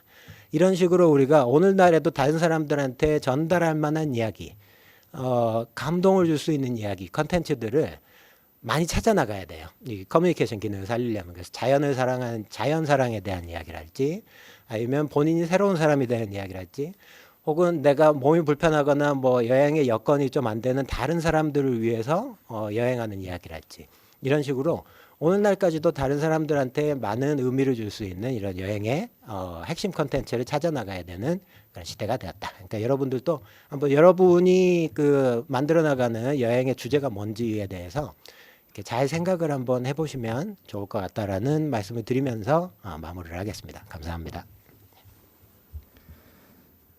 감사합니다. 나를 부르는 숲, 저 책을 보니까 저 책 처음 나왔을 때 읽고 열광했던 기억이 납니다. 그럼에도 불구하고 이제는 많은 여행기들이 또 소개되면서 새로운 재미들을 또 주고 있는 것들 기억이 나고요. 저는 저 빌 브라이슨의 저 책과 더불어서 여러분들이 꼭 읽어보셨으면 하는 책이 한 권 있는데, 할머니 그만 집으로 돌아가세요라는 책이 있습니다. 1959년인가요? 이 할머니가 11명의 자녀를 낳고 역시 트레킹을 나서는 집을 가출한 거죠. 그 이야기 담겨 있는데요. 굉장히 흥미로운 책입니다. 어쨌든 우리 선생님 발제 흥미롭게 들었고요. 이제 곧 토론으로 이어질 예정입니다. 약 30초 정도 저희가 잠깐 사라졌다가 다시 돌아오겠습니다. 기다려 주십시오. 감사합니다.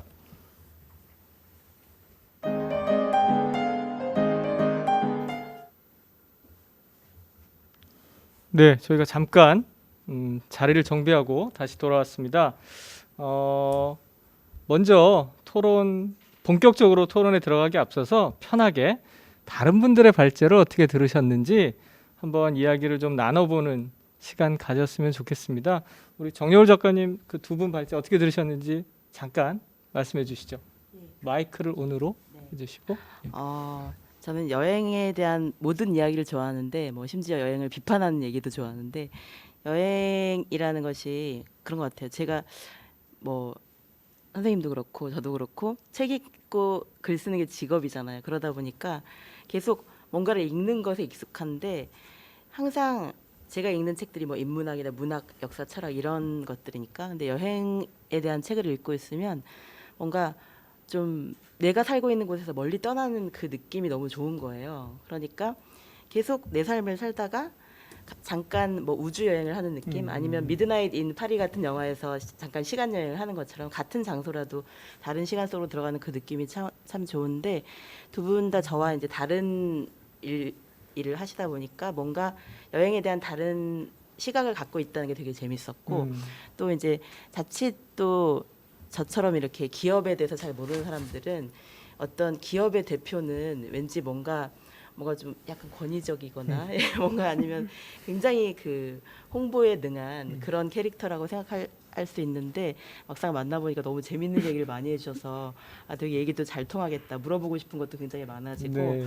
저도 여행 매니아인데 저도 모르는 게 너무 많더라고요. 그래서 제가 편한 것만 했구나, 내가 익숙하고 좋아하는 것들만 했구나, 좀 더 모험이 필요하겠다 이런 생각도 했고요.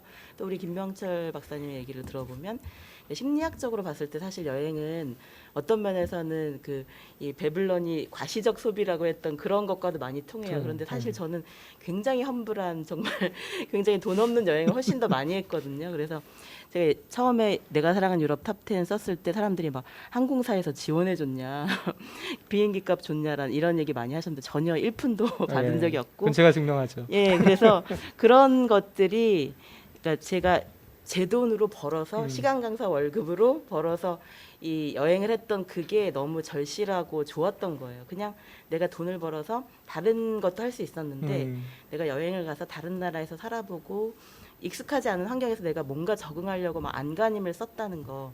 그것 자체가 저 자신을 바꾸는 체험이었던 것 같아요. 그래서 물론 과시적 소비도 있고 그런 이제 어쩌면 마르코 폴로 시대에 태어났으면 저는 여행은커녕 정말 자기 동네 밖으로도 못 벗어났을 거예요. 여성이었기 때문에 더더욱 차별을 많이 받았겠죠. 그런데 지금이기 때문에 제가 돈이 없어도 여성이라도 그리고 여러 가지 여러 제약이 있지만 그럼에도 불구하고 이렇게 많은 여행을 할 수 있었던 것 같아요. 그래서 어쩌면 지금이 많은 분들이 정말 자신의 존재의 해방을 위해서 더 많은 여행의 체험을 아마 기획하고 더 많이 계획해서 더 좋은 여행을 하셨으면 좋겠습니다. 네. 네, 감사합니다.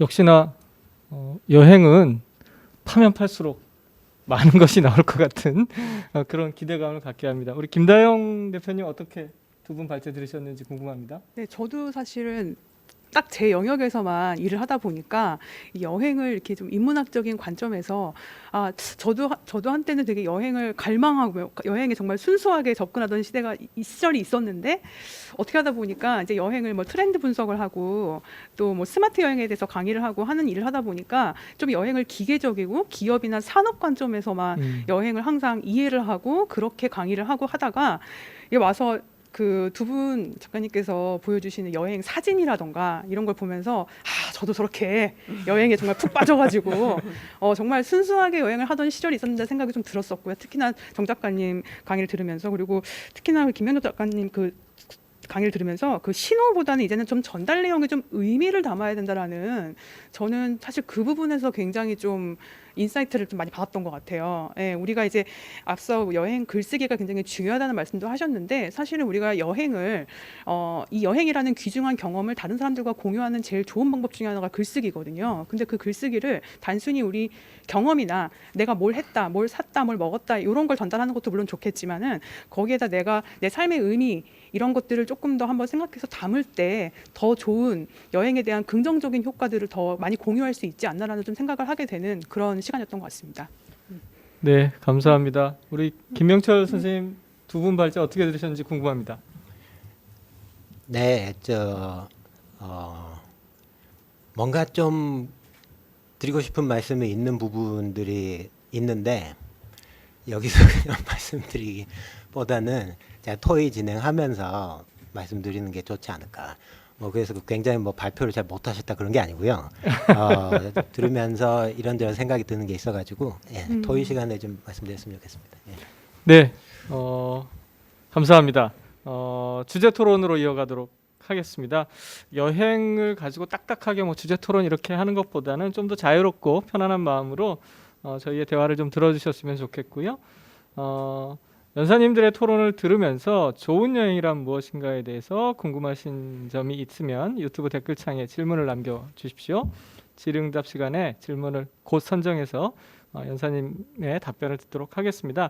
먼저 몇 가지 저희가 이야기들을 나눠볼 텐데요. 현대인은 왜 도대체 여행을 갈망하는가? 이것 때문에 지금 이 행사를 하고 있는 거라고 저는 생각하는데요. 이번에는 역순으로 와보도록 하겠습니다. 우리 김명철 박사님 먼저 좀 이야기해 주시면 좋겠습니다. 예, 현대인은 왜 여행을 갈망하는가? 사실 저는 이 현대인들 중에 여행을 갈망하는 사람 걔는 많지 않다고 생각합니다. 예, 이쪽. 예. 현대인들 중에 여행을 그렇게 굉장히 마음 다해서 사랑하는 사람들은요, 사실 그 이유는 여러 가지로 말을 할 수가 있는데, 저는 오히려 거꾸로 생각해서 왜 우리는 여전히 다른 사람들이 여행 좋아하고 여행 다니고 여기저기 이렇게 갔다 왔다고 사진 올리고 뭐 그랬을 때 그거를 별로 안 좋아하는가에 대해서 물어봐야 된다고 생각해요. 그래서 저는 왜 아직까지도 우리는 남의 여행을, 왜 남의 집 강아지 이야기하는 거 여러분 듣기 싫으시잖아요.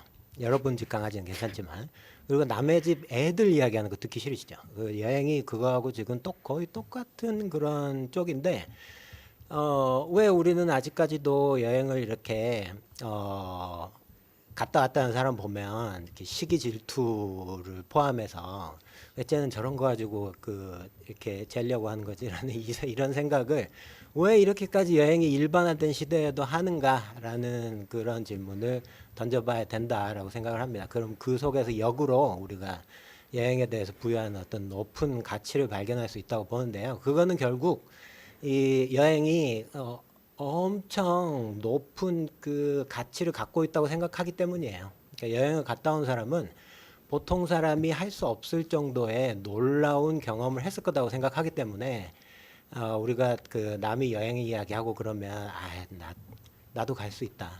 이야기 좀 그만해라. 라고 그렇게 생각하게 되지 않는가. 그래서 우리가 여행에 부여하는 그 높은 가치 중에 역시나 최고의 가치는 본인이 새로운 사람이 될 수 있다는 그런 가치라고 할 수 있겠죠. 예전부터 우리가 무수한 신화에서 반복을 했고, 그리고 무수한 여행기에서 반복이 된 내용이지만, 사람은 진짜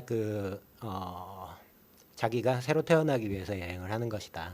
완전히 새로운 지식과 그런 가치관을 갖기 위해서 그거를 갖도록 해주는 게 여행이기 때문에 우리가 그렇게 고가치를 부여하는 것이다라고 생각을 합니다. 네, 여기까지. 네, 감사합니다. 우리 김다영 대표님 말씀을 좀 이어가 주실까요? 네네. 저는 좀 그러면 좀 다른 관점에서 또 우리 소비적인, 저는 이제 여행 소비 쪽을 또 많이 강의를 하고 연구를 하는 사람이라서 그 관점에서 말씀을 좀 드린다면은, 이 여행에 대한 열망이 유독 강해진 시점이 있어요. 이제 그 시점이, 그 열망이 현실화되는 게 굉장히 쉬워졌을 때부터거든요. 이게 무슨 말이냐면은, 그 열망에 대한 그 어떤 진입 장벽이 굉장히 낮아진 시점이 있었어요.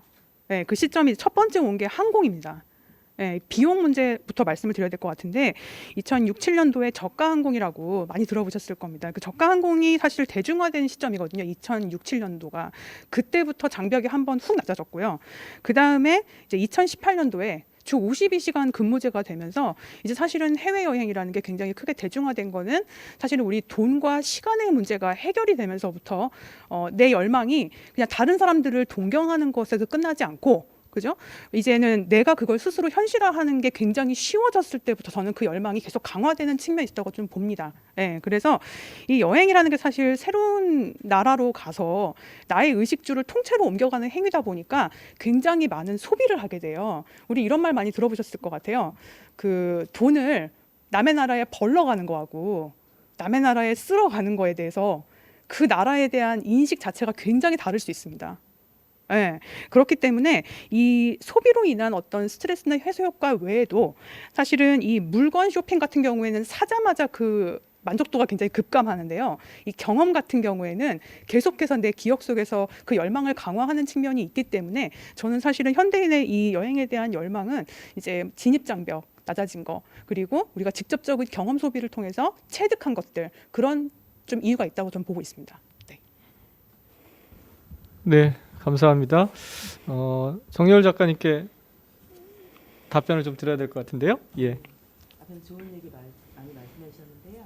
현대인은 왜 여행을 갈망하는가? 예, 현대인은 왜 여행을 갈망하는가 생각해 보면 여행을 사실 해보신 분들이 더 많이 가고 싶어 하신 것 같아요. 처음에 가기 전에는 다 겁도 나고 내가 과연 혼자 다닐 수 있을까? 같이 가더라도 같이 간 사람들과 뭐 트러블이 있지 않을까? 그러니까 어떻게든 걱정을 하게 되거든요. 그런데 갔다 온 다음에는 생각보다 그렇게 어렵지 않구나. 오히려 저한테 그런 질문 하시는 독자분이 있었어요.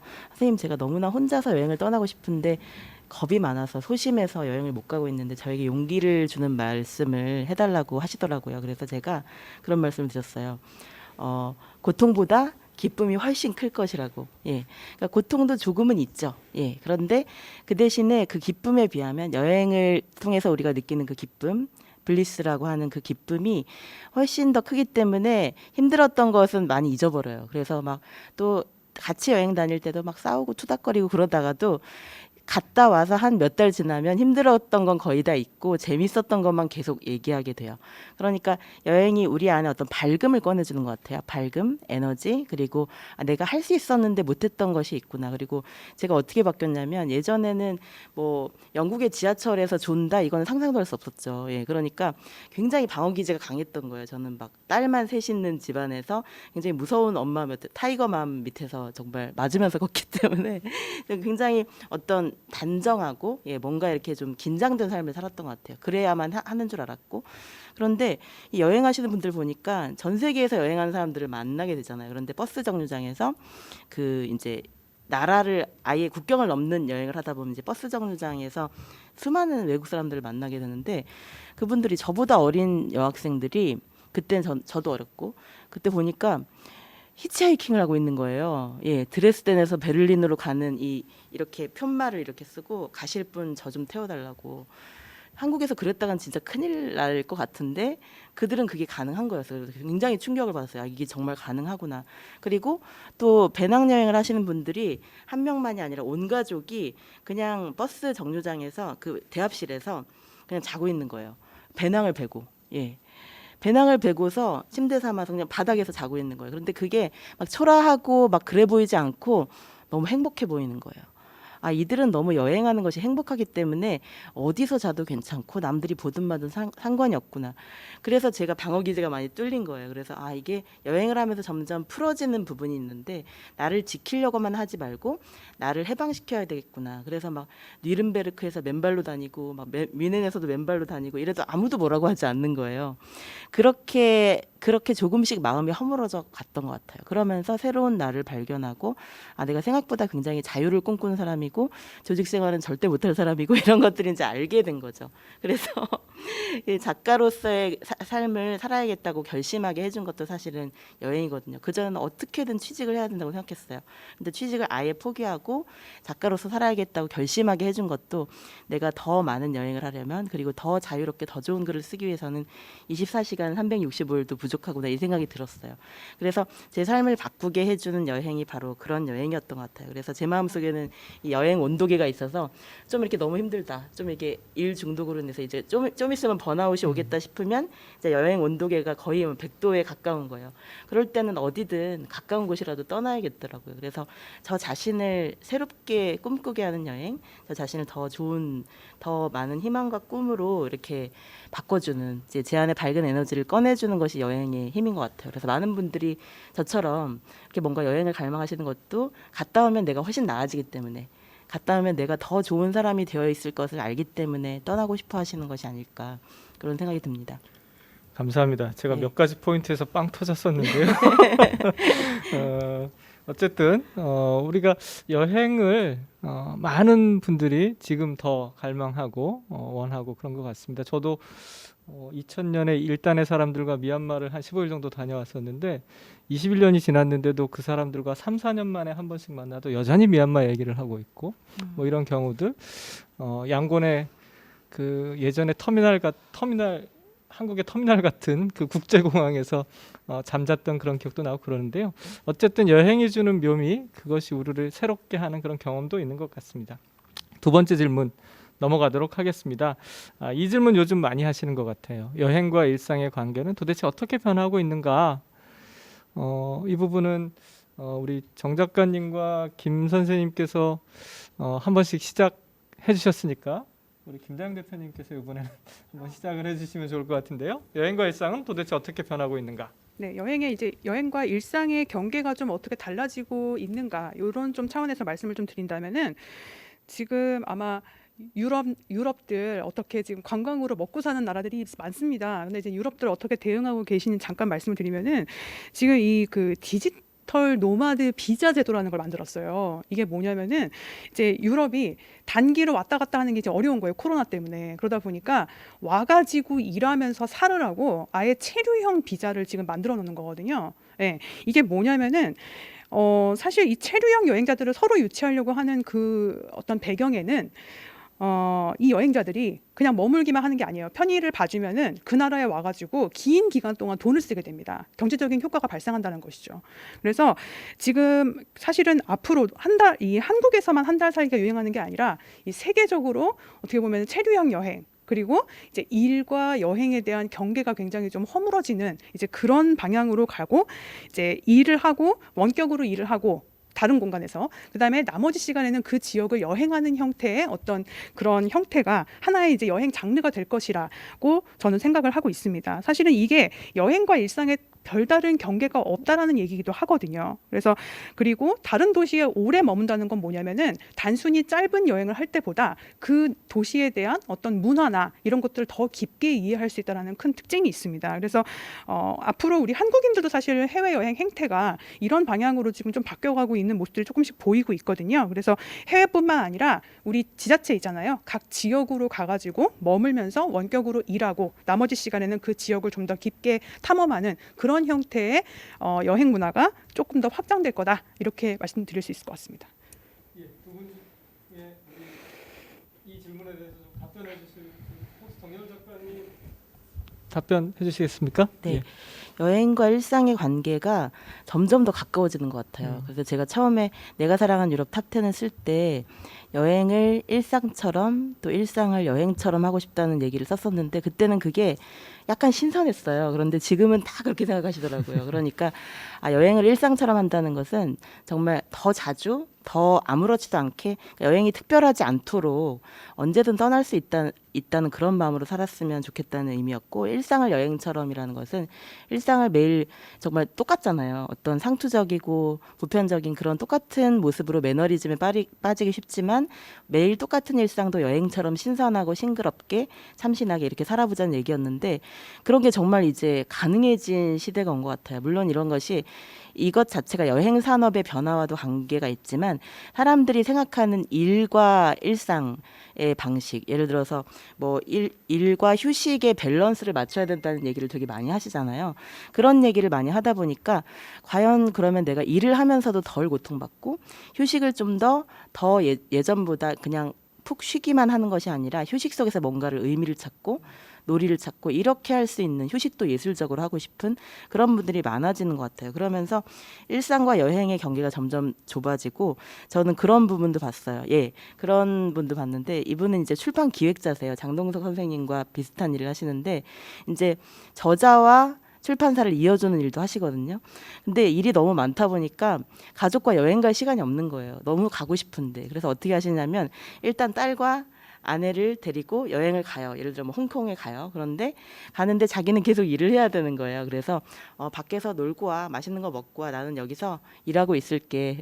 그런데 사실은 그 호텔 창문으로 바라보는 그 창밖의 풍경을 바라보는 것만으로도 너무 행복하다는 거예요. 그러니까 일을 멈출 수는 없는데 가서 여행을 하면 좀 덜 억울하다는 거죠. 그래서 여행을 하면서도 여행 속에서도 일을 하시는 분들이 너무나 많기 때문에 저도 사실은 거의 여행을 할 때도 일을 쉬지 않고 글을 쓰거든요.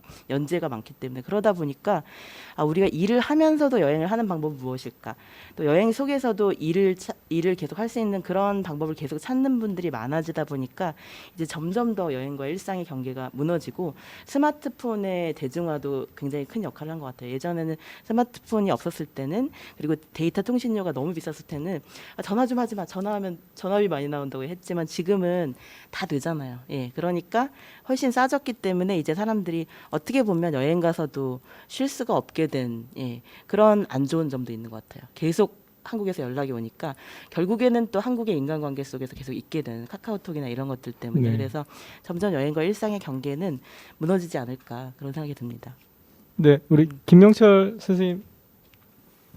네, 답변을 저도 여행과 일상의 경계는 무너지고 있다고 생각을 하고요. 그 사실이 대단히 안타깝습니다. 그러니까 이거는 여행과 일상이 융합되고 있는 게 아니고요.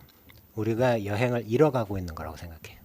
그러니까 여행은 특별하기 때문에 우리가 사랑하는 건데 여행이 일상이 된다는 거는 특별함이 사라진다는 뜻이라고 생각을 합니다. 그래서 저 가장 안타까운 현상이 여행의 일상화예요.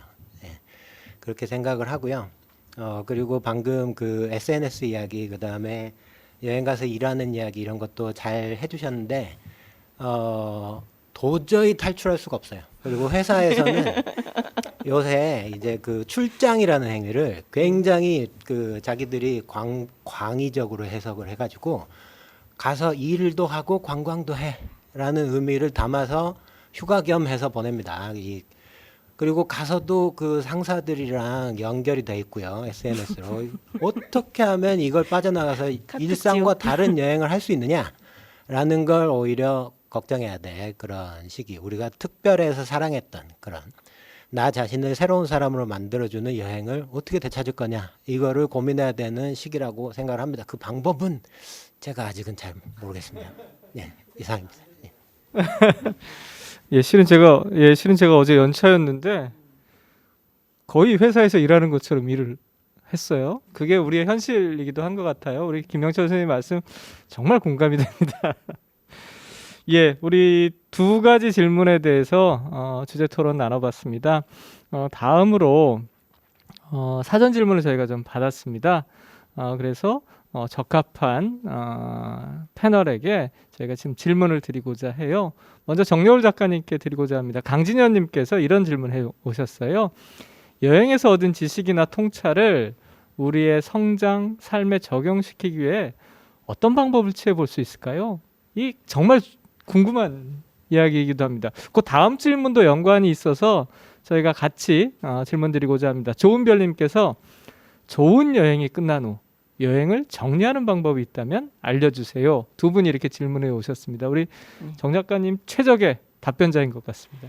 예, 그 여행에서 얻은 지식이나 통찰을 이제 어떤 현실에서 일상 속에서 우리가 실천하는 방법들 중에서는 여러 가지가 있는데 그런 것들 이제 직접 거기서만 하는 것이 아니라 여기서 할 수 있는 것을 생각해 보는 거죠. 예를 들면 저 같은 경우는 그러니까 베를린에서 집에 대한 생각을 굉장히 많이 했거든요. 우리에게 집이란 도대체 무엇일까? 그러니까 베를린에서 2달 지나는 동안 월세가 65만 원밖에 안 들었거든요. 65만 원이면 호텔비로 따지면 보통 3, 4성급 호텔을 간다 하더라도 3일 아니면 4일 정도밖에 못 가요. 그런데 저는 그 돈으로 거의 2달을 있었던 거예요. 그러니까 우리가 집에 너무 많은 돈을 투자하고 있구나. 집을 향해서 너무 많은 시간과 돈과 노력과 막 부동산에 대한 기사를 보면은 막 이렇게 뇌가 폭발할 것 같잖아요. 그래서 이런 거는 하지 말자. 이것에 대해서 좀 마음을 내려놓자는 생각을 많이 하게 됐어요. 그러니까 아름다운 것만을 보려고 하면 여행은 굉장히 표피적인 것을 보여주는 것 같아요. 그런데 아름다운 것만 보는 것이 아니라 그들이 그 아름다움을 지키기 위해서 어떤 노력을 하는지. 그래서 정말 베를린 사람들은 그 소유욕과 싸우고 있거든요. 우리는 어떤 예전에는 가난과 싸웠죠. 인류가 싸웠던 건 가난이었어요. 그런데 지금은 우리가 소유와 싸워야 할 시기가 온 것 같아요. 그래서 우리의 소유욕과 우리가 이미 가진 것들을 소중히 여기지 않고 더 많이 가지려고 할 때 우리의 삶은 더욱 불행해질 수 있다는 생각을 많이 하게 됐는데 그래서 더 어떤 나의 소유에 대한 그 집착 이런 것들을 더 내려놔야겠다는 생각을 많이 했어요. 그런 것들이 바로 여행에서 얻은 지식이나 통찰을 진짜 내 삶에서 내 삶의 가치관을 바꾸는 쪽으로, 그래서 내가 좀 더 내 삶을 가볍고 더 행복하게, 그래서 월든에 갔을 때도 있는데 그 월든에서 정말로 오두막을 짓고 살았던 소로우는 도대체 무슨 생각을 한 걸까. 그 생각, 어떻게 그 젊은이가, 게다가 하버드 대학을 나온 엄청나게 똑똑한 사람이 왜 2년 2개월이나 혼자서 지내고 싶었을까. 그러니까 얼마나 그때 사회적인 시선에 정말 피곤했으면, 그리고 사람들이 자연에 대해서 이렇게, 그때도 훼손이 많았거든요. 그러니까 지금은 뭐 자연보호 이런 게 있지만 그때는 보호라는 담론 자체가 없었어요. 그냥 자연을 마음대로 착취했거든요. 그런 삶에 대해서 생각하고 글을 쓸 시간을 필요로 했던 거예요. 그래서 두 번째 질문과 연관이 있는데, 좋은 여행 정리법, 그리고 이 삶에 적용시키기 위해서 방법을 취하는 이 강진현 선생님의 질문과 조은별님의 그 질문이 서로 통하는데, 글을 써보는 거예요. 그래서 글을 쓰면서 내가 내 여행을 통해 배웠던 것을 정리를 해보는 거죠. 시각화시키는 거죠. 꼭 책을 내지 않아도 내가 무엇을 깨달았는가를 메모라도 완성된 문장으로 해보시면 내 삶에 뭔가를 한 가지라도 바꾸자. 예를 들면 호텔이나 이런 숙소에 갔을 때 일회용품을 덜 쓰자라든지, 이런 작은 것부터 시작을 해보는 거죠. 그리고 저는 사진을 10장 찍을 시간에 한 장만 찍고 메모하자, 이거를 지키려고 되게 노력해요. 그러면은 여행을 좀 더 알차게 할 수 있고 내가 무엇을 느끼는지에 집중할 수 있을 것 같아요. 그 다음 질문으로 넘어갈까요? 네. 네, 네. 시간 관계상 아, 그런가요? 예, 네. 우리 김다영 대표님께 질문을 좀 드려야 될 것 같습니다. 네네. 단테라님, 비행기가 탄소 발생을 시킨다고 하던데 해외여행 자제해야 하나요? 새로운 시대 해외여행법 무엇이 있을까요? 네, 이거 새로운 시대 해외 여행법은 참 좋은 질문을 해주신 것 같아요. 사실은 그 다음에 질문해주신 또 질문 중에 이 여행의 어떤 그 지금 불평등화, 이런 것에 대해서 질문해주신 분들이 계셨거든요. 그러니까 뭐 상대적 빈곤에서 위화감을 느끼지 않는 좋은 여행이란 무엇인가랑 좀 연관해서 말씀을 좀 드린다면은, 사실 지금 여행의 불평등이라는 주제가 세계적으로도 논의되고 있는 주제입니다. 이게 뭐냐면 이 여행 산업이 크게 성장하게 된 배경에는 사실 갈망, 우리 아까 얘기했던 그 열망과 갈망, 이런 것들을 부추기는 우리 소셜미디어 환경과 여러 가지가 지금 있거든요. 그런데 이 갈망이 여행 산업에서는 어떻게 설계가 되느냐? 다시 말씀드리면 여행 산업이 이 갈망을 어떻게 이용하는가에 대해서 잠깐 말씀드릴 텐데, 우리 여러분들 이제 항공기 타시면, 대형 항공기 타시면요, 이코노미석을 내가 예약했어요. 타시면은 제일 먼저 보이는 좌석은요, 이코노미석이 아닐 경우가 많습니다. 기억하시죠? 예, 이게 이제 퍼스트나 그 비즈니스가 더 먼저 보이는데요. 이게 이제 어떻게 보면은 설계에 가깝습니다. 이 보도에 따르면은 퍼스트 클래스가 이코노미보다 탄소 배출을 6배나 한다라는 연구 결과가 있습니다. 네, 당연히 그렇겠죠. 하늘을 위해서 더 많은 공간과 더 많은, 그래서 우리가 사실은 이 호텔, 항공 굉장히 지금 요금별로 계급화가 돼 있거든요. 우리가 이것들을 여행을 갈망할 땐 사실 인식을 안 하고 오히려 고급 그 상품에 굉장히 이렇게 좀 동화됐던, 굉장히 갈망했던 그런 부분들이 있습니다. 그래서 사실 지금 해외에서는 이 계급 경제, 돈으로 등급이 나눠지는 이런 것들을 좀 연구하다 보니까 여행 산업이 가장 적나라하게 계급 구조화 돼 있다, 이런 얘기가 있습니다. 그래서 우리가 사실은 이런 구조를 좀 바꾸기 위해서는 여행을 조금 더 평등하게 바라보는 기업들을 좀 골라서 소비하는 그런 자세도 좀 필요하다고 생각합니다. 물론 굉장히 불편할 수 있겠죠. 그래서 비즈니스가 아예 없이 운영하는 항공사들도 있고요. 스위트룸이 없이 또 운영하는 호텔들도 있습니다. 그래서 우리가 사실은 어떤 기준을 가지고 좀 소비에 대한 기준을 찾는 것도 좋은 여행법에 대한 새로운 시대의 하나의 여행법이 될 수 있지 않을까라고 좀 제안을 좀 드려보겠습니다. 네. 감사합니다. 몇 해 전에 방콕에 갔었는데 그 좋은 호텔은 아니었는데요. 현지인들로만 스텝을 구성한다. 뭐 이런 곳이 있어서 하루 잤습니다. 쾌적하긴 했는데요. 약간 의사소통이 안 되는 그런 불편함은 좀 있었습니다. 그런데도 지금 김다영 대표님 말씀처럼 그런 시도들, 좋은 시도들이 되고 있는 것들을 소비자 입장에서, 여행자 입장에서 찾아가 보는 것도 굉장히 좋은 경험이 되지 않을까, 그리고 사회를 바꾸는 단초가 되지 않을까, 이런 생각 해봅니다. 우리 김명철 작가님께 이예리님 질문 드려야 될 것 같습니다. SNS 속의 인생샷이 사회적인 현상 그리고 유행처럼 자리 잡으면서 본질을 흐리고 있는 것 같은데 어떻게 생각하십니까?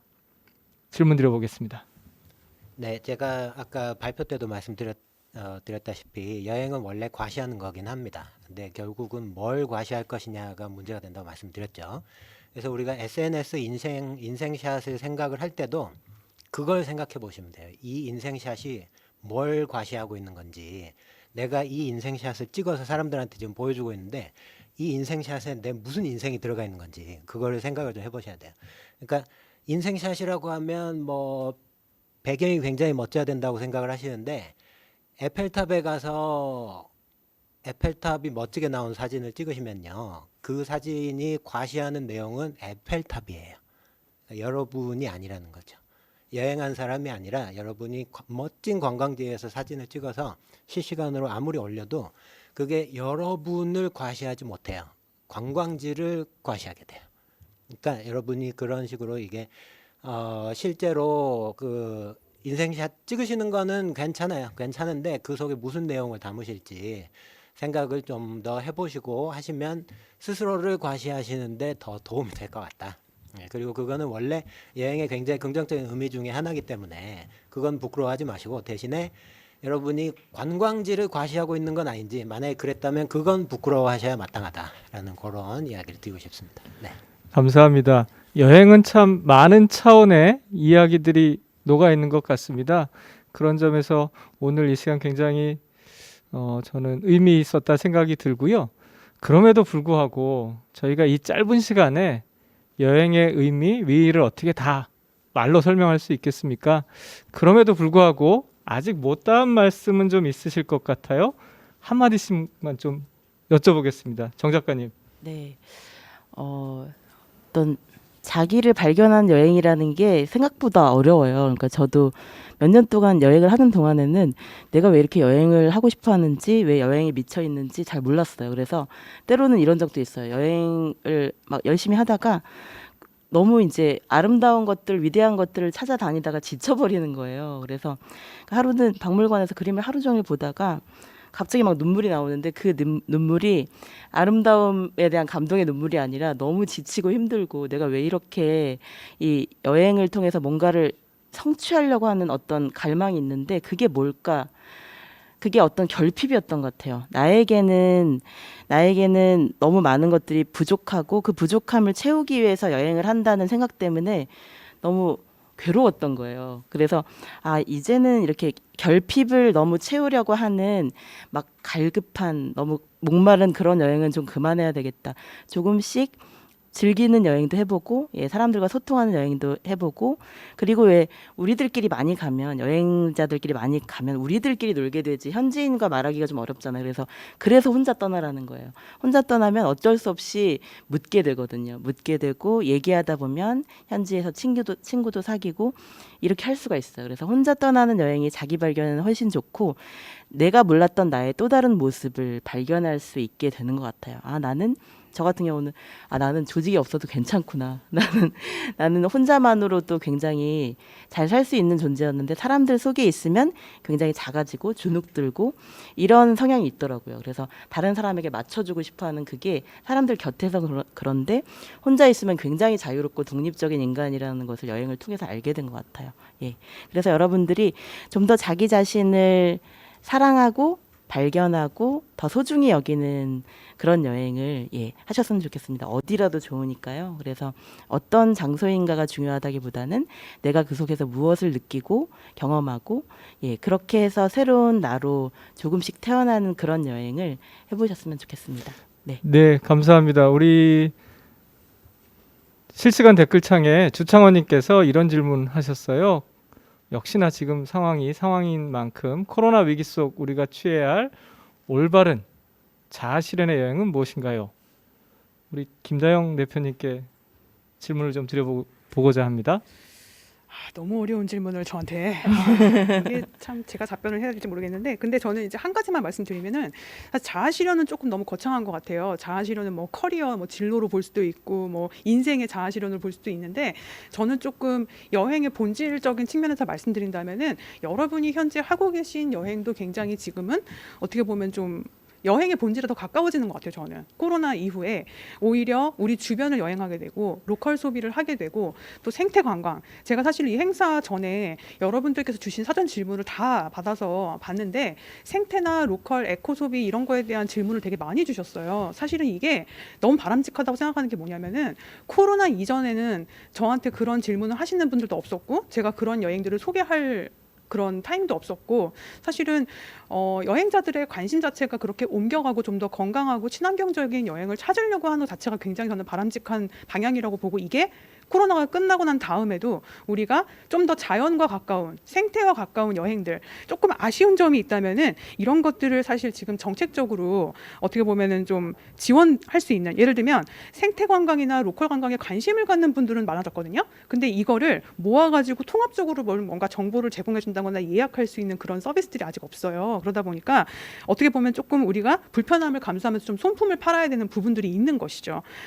그렇다 하더라도 우리가 지역을 좀 더 살리는 소비, 뭐 기업보다는 동네에서 조금 더 돈을 쓰고 이런 것들을 좀 의식적으로 하다 보면은 여행뿐만 아니라 우리 주변의 사회가 바뀌면서 어떻게 보면 또 자아실현 큰 의미에서의 어떤 그런 여행도 할 수 있지 않을까, 굉장히 저는 좋은 방향으로 가고 있다고 생각합니다. 네.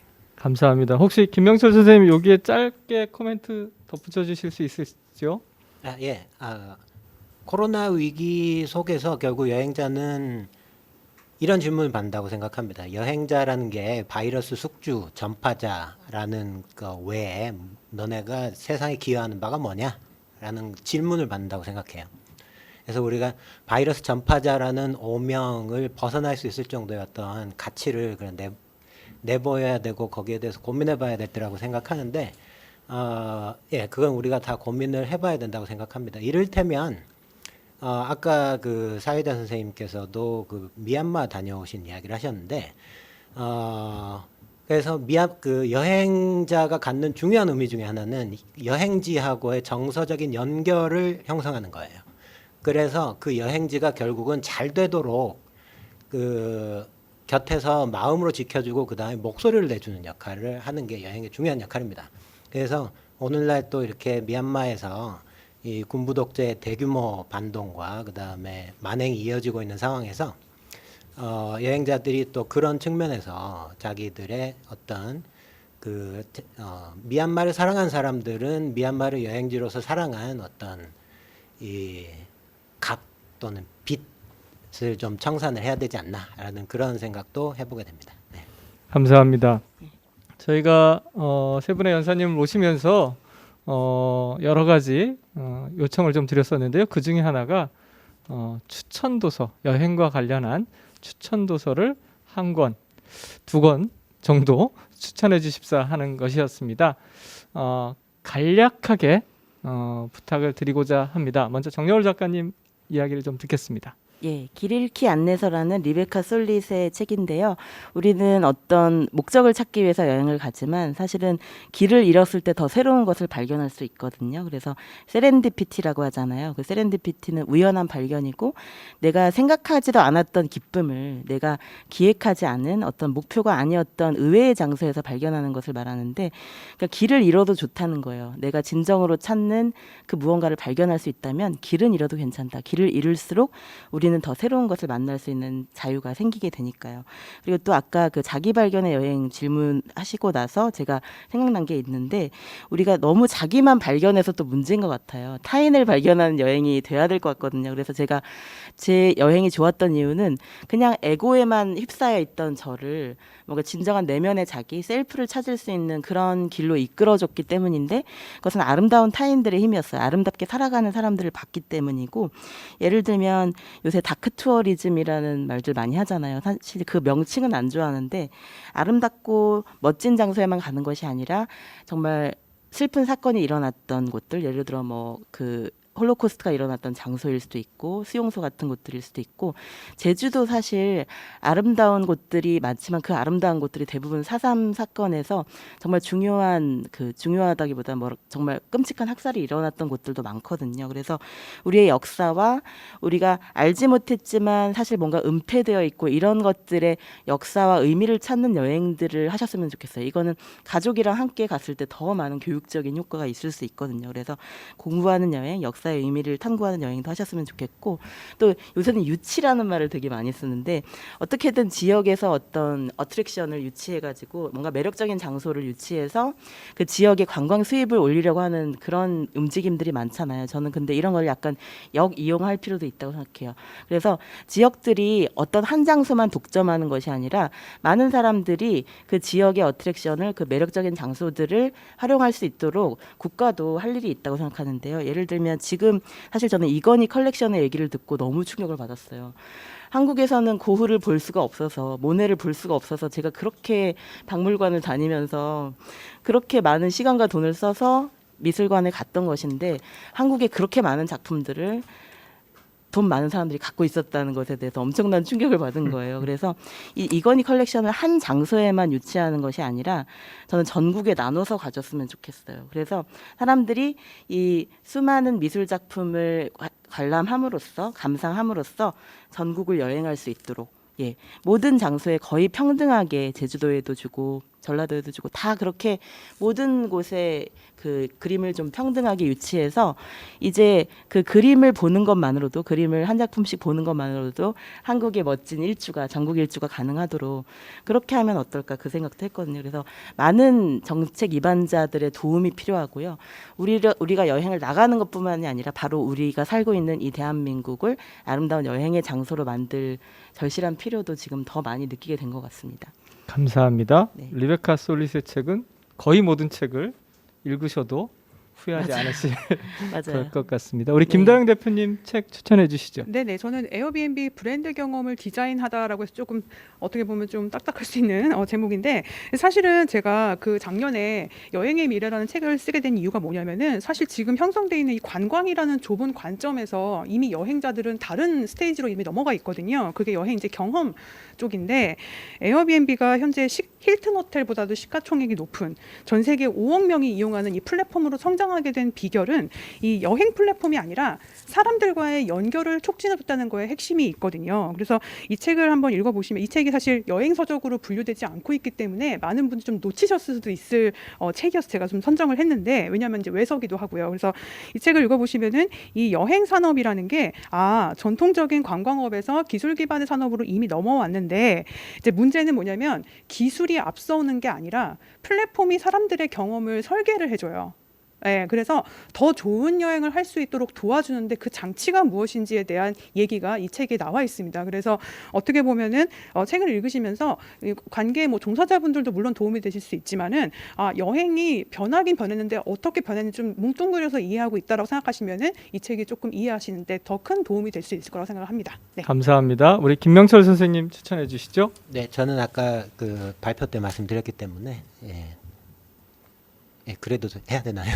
예. 나를 부르는 숲, 빌 브라이슨. 네. 나를 부르는 숲, 빌 브라이슨의 책 아주 재밌고 여행이란 무엇인가, 우리가 여행자의 가치를 어떻게 증명해야 되는가 이런 것들을 잘 보여줄 수 있는 책이다라고 말씀드리겠습니다. 감사합니다. 가장 강력한 추천사였습니다. 저는 간단하게 한 권 그냥 소개해드리겠습니다. 세익스피어처럼 걸었다, 최여정 작가의 책인데요. 이 책은 런던을 셰익스피어의 키워드에 맞춰서 쓴 책입니다.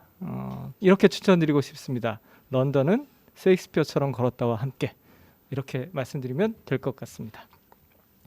오늘 100분 동안 많은 이야기를 나눴습니다. 그럼에도 불구하고 아까 잠시 말씀드렸지만 못다한 이야기가 훨씬 더 많습니다. 그 못다한 이야기는 결국 우리가 삶으로 살아가면서 또 답을 찾아야 하는 것. 지금 어떤 여행으로라도 떠나시고 그것에서 또 찾으셔야 할 것으로 생각합니다.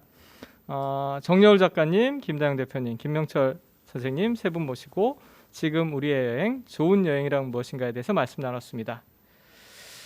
마지막으로 인사드리도록 하겠습니다. 제8회 인간과 문화 포럼 지금 우리의 여행 좋은 여행이란 무엇인가를 모두 마쳐야 할 시간입니다. 오늘 포럼의 다시 보기는 인문360 홈페이지와 SNS 채널을 통해서 확인하실 수 있습니다. 인간과 문화 포럼은 올해 11월까지 매월 첫째 주 목요일에 진행되니 많은 관심과 참여 부탁드립니다. 지금까지 함께해 주신 세 분의 연사님과 시청해 주신 모든 분들에게 감사 인사드립니다. 다음 달에 새로운 주제로 만나 뵙겠습니다. 감사합니다.